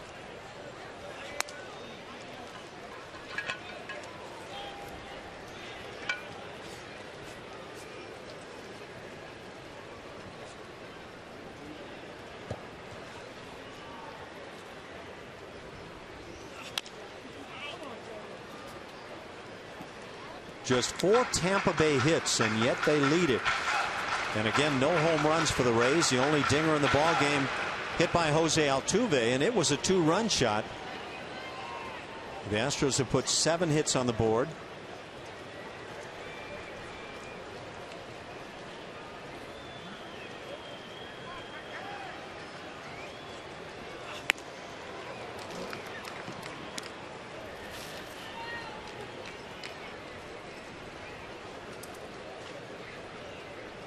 And again, Lance McCullers striking out 10. Dominant stuff. The Astros now trying to find a way to win a game before the break. There's the 11th Houston pitching strikeout. 2 outs here in the 7th inning. It brings up the catcher, Curt Casali. In case you missed it earlier, we're going to show you some more. Lance McCullers did a great job tonight. Had fantastic stuff. I know the scoreboard doesn't dictate it. Got roughed up a little bit with some of those walks scoring, but when he was able to locate and get ahead in counts, he was putting some people away. 10 strikeouts on the night, or on the afternoon, in front of his hometown folks. Doing it with all 3 pitches, too. Good fastballs, slider, and a changeup. With the shift on, the ground ball hit by Casali is right at Altuve, and that'll do it. A 1-2-3 7th inning. It's a 4-3 Tampa lead.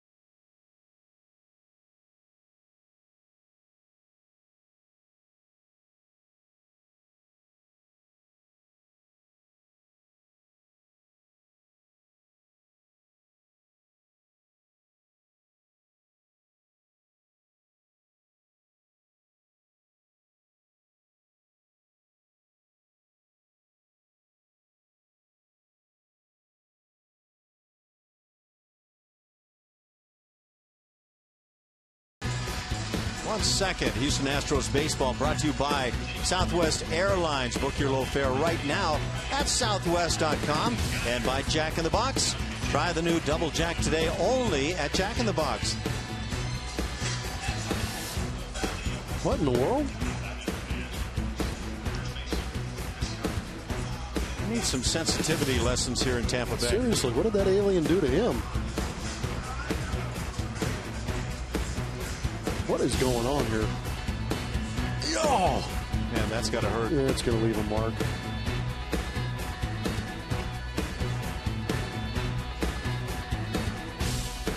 Dance it out. Rays happening? lead at 4-3. We go to the 8th inning. And Tampa Bay with a new right-hander on the mound, Kevin Jepsen. As the first pitch hit hard to left field by Chris Carter. But he flies out.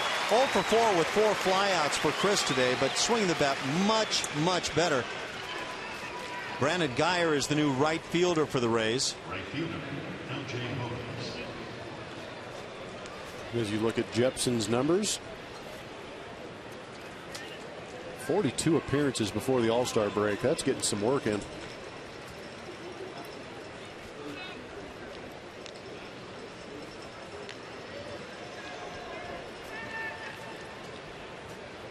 $16,458 on hand here this afternoon.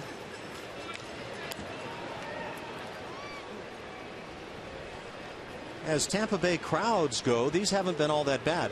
Well, they have been pretty good. They are listed right now as the last place drawing team in the American League. While we went to Cleveland, the Indians were listed as last. So apparently they are battling back and forth for that spot.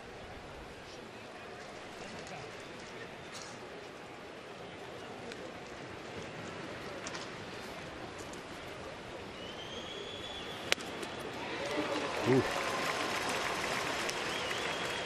LJ Ho's 2 for 3 on his day. Put a little something extra in that swing. I think he was viewed a couple of years ago as kind of a right field hit it the other way guy. Maybe he's trying to change the opinion. Strike 2 called. Nicely spotted.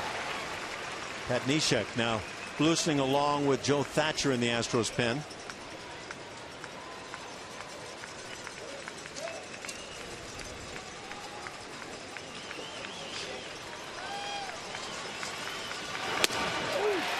Ho's down on strikes. First time for LJ on the afternoon. 5 strikeouts of Astros hitters. That's 2 down in the 8th. And brings up Preston Tucker, who came on as a pinch hitter in the 6th.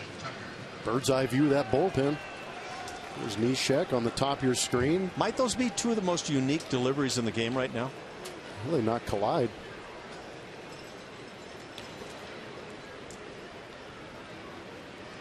Yeah, the Funk brothers right there. That'll work. That'll play. I'm going to hashtag it. As long as they're in on that.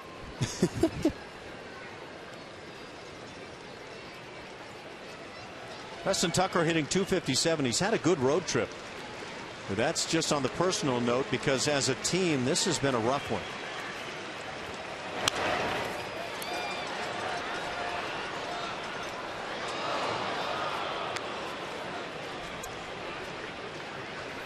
Could you have imagined after game 1 in Boston, that 12-8 victory in extra innings, that the Astros would go 1-7 leading into that final game? No, I thought it was a great start.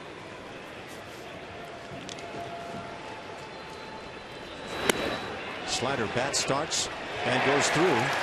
Greg Gibson puts the fist up. 0-2 the count on Preston Tucker. Endearing himself to the Astros. I doubt that there was any need to push an assist in that direction after yesterday.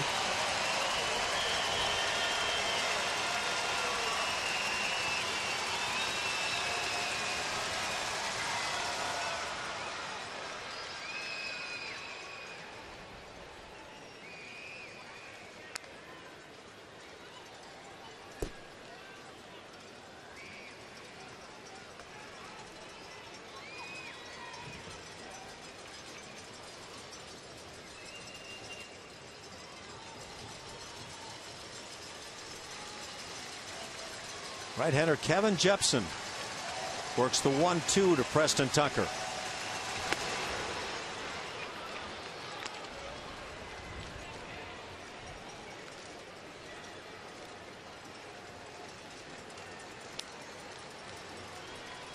And in that endeavor to keep an arm throwing every inning for Tampa Bay, they've got a lefty loosening. I believe that's Xavier Cedeno. Yes. And we have seen him throw a lot of pitches in that bullpen in this series. Breaking ball chopped to second. That's Evan Longoria on that side with his great range. That'll do it, a 1-2-3 8th inning. And let's all just get along.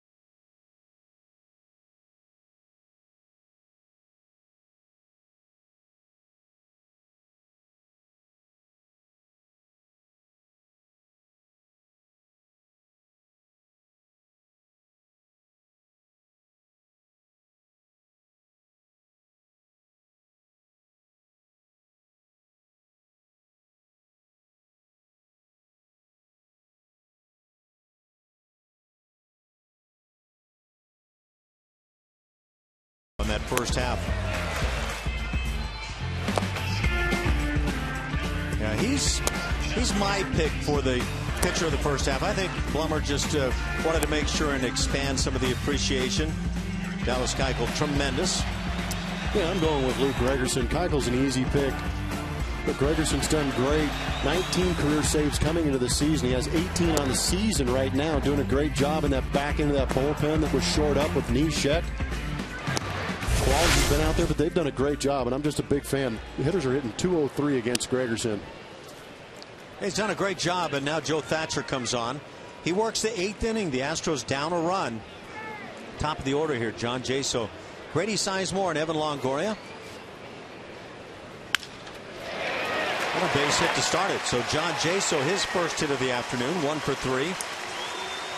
We'll bring up Brandon Guyer, who came on as a defensive replacement in the previous half inning.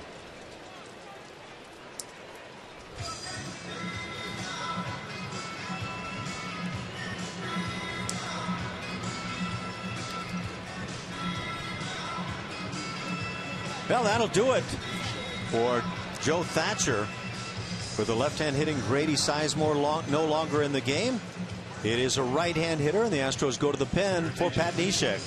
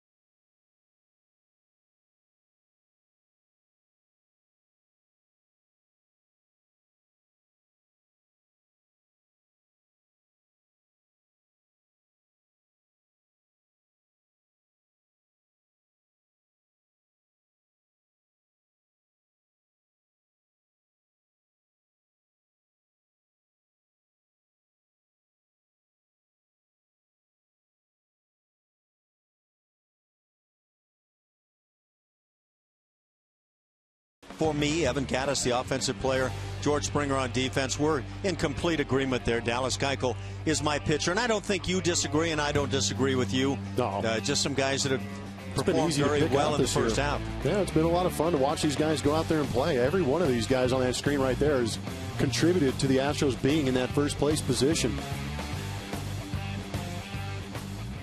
I think we're also in agreement. We want to see George Springer back in if possible and as soon as possible.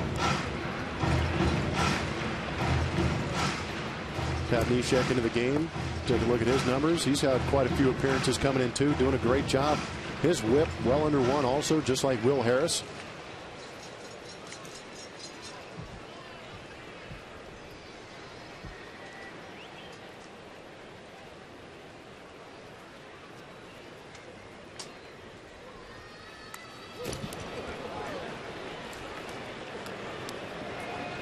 So you mentioned the Funk brothers. Yep. And somebody tweeted and told me to ask you about Cecil Upshaw. Yeah, and I'm not really sure. I played with Cecil Upshaw very briefly. He was one of those submarining type guys. But it's been so long ago that I don't remember how much Funk was on that delivery. I'm trying to think of who would be qualified to be on that Funk brothers list. Kent Tekulve. Yeah, he was one of those guys. Quisenberry. But now you're looking for the really unusual, right? Not just because just he the threw funky from submarine. deliveries. Yeah. Because I think in the two guys that you've put on your Funk brothers team, you have the unusual mixed in there pretty solidly.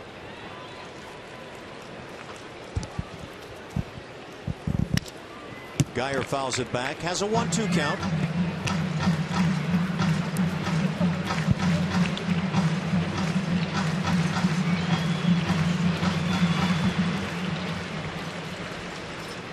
I'm having a hard time having anybody really come to mind that had that delivery that you just kind of chuckled at as you saw him.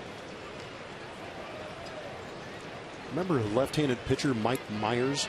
Oh yeah, yeah. He kind of left the rubber a little bit early and then threw almost underarm. Fly ball center field. Rasmus retreats and makes the catch. First out here of the inning. These are my picks. Pretty much the same on the offense and defense. I just took a stretch and went with Luke Gregerson, who I think's done a great job in that back end of that bullpen. It's kind of fun to do and look back at what these guys have done. That bullpen has been a huge part for me. Last year it was so disappointing to see so many leads blown late. But they went out and made a decision to fix that. They did.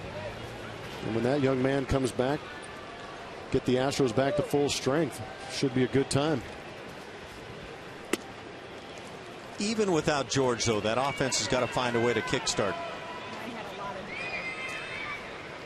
It's been the culprit here on this road trip. Evan Longoria is 0 for 3 with a couple of strikeouts.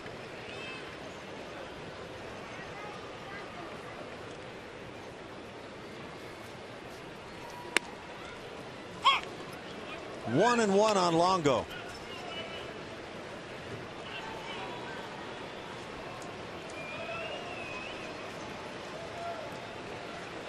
Would you have voted for example, a Cy Young if you had a guy that had 749 career complete games on your team? Fly ball center field. Rasmus able to get there and make the play, firing to first, and completes a double play. 8-3 on that double play. Nicely done by Colby Rasmus. So Neshek gets the Astros out of this inning. And now the Astros need some bats in the ninth.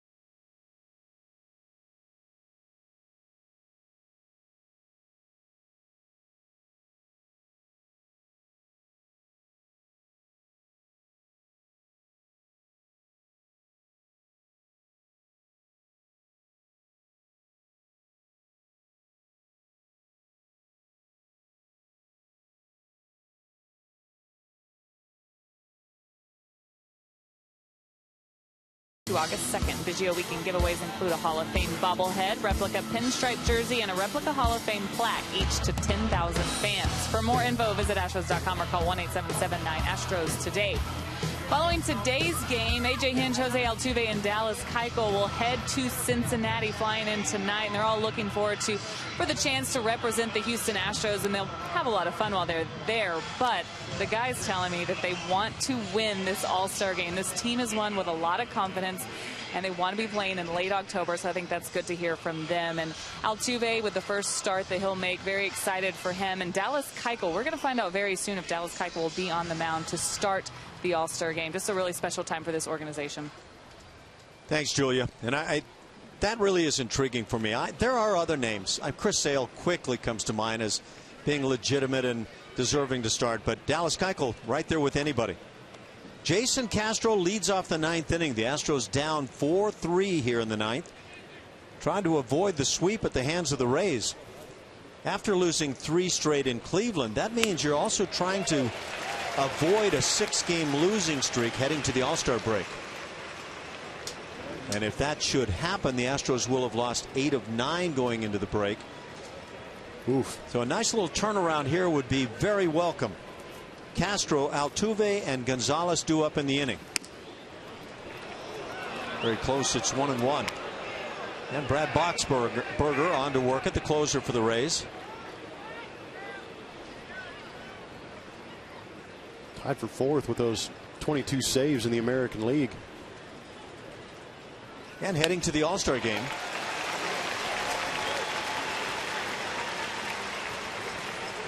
Just got a note from Gene Diaz about Will Harris. Entering today, lowest ERA for an Astros reliever pre-All-Star break. Minimum 30 appearances. Will Harris's ERA at .89. That's second place. Larry Anderson was in first place in 1989. Castro down on strikes. Sorry to cut in. First out of the inning. Those are great numbers. Larry Anderson had a .67.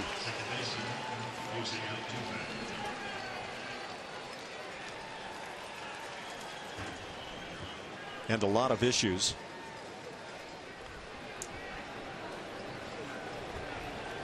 Heard stories.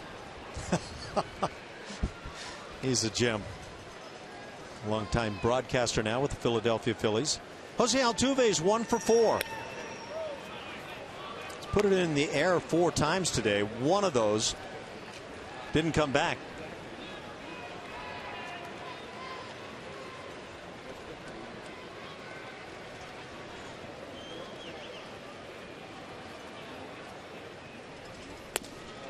Two-0 the count on Jose. Yeah, get him on board and let the league's leading stolen base bandit get out there and maybe try to run the bases. See the other side of Altuve's game. He's already got the homer out of the way. Let him run around a little bit. Another one right there at the bottom of the knees gets the strike this time, does Boxberger.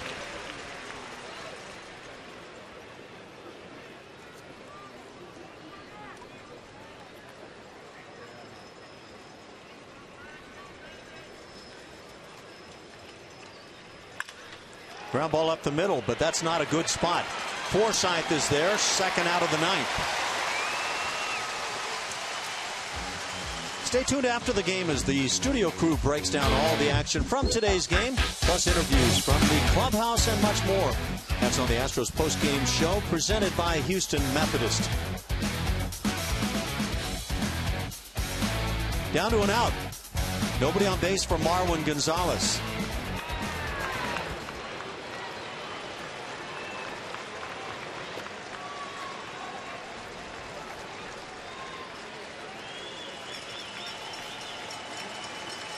Need a base runner.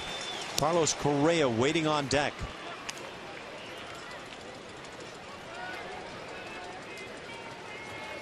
Marwin has walked and singled in 4 plate appearances.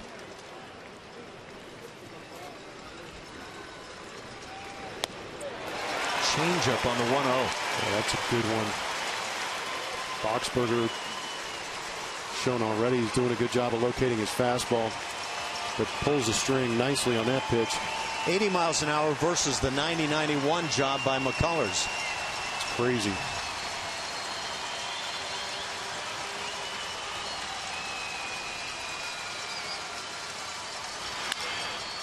Fly ball to center field. Kiermaier's under it. This is going to do it. And there it is. The Astros get swept by the Tampa Bay Rays. 3 straight to close out the first half of the season. So the Astros have lost 6 straight, and there's going to be a lot of turning around to do as the Astros come back after the All-Star break. 4-3 the final. Rays win it.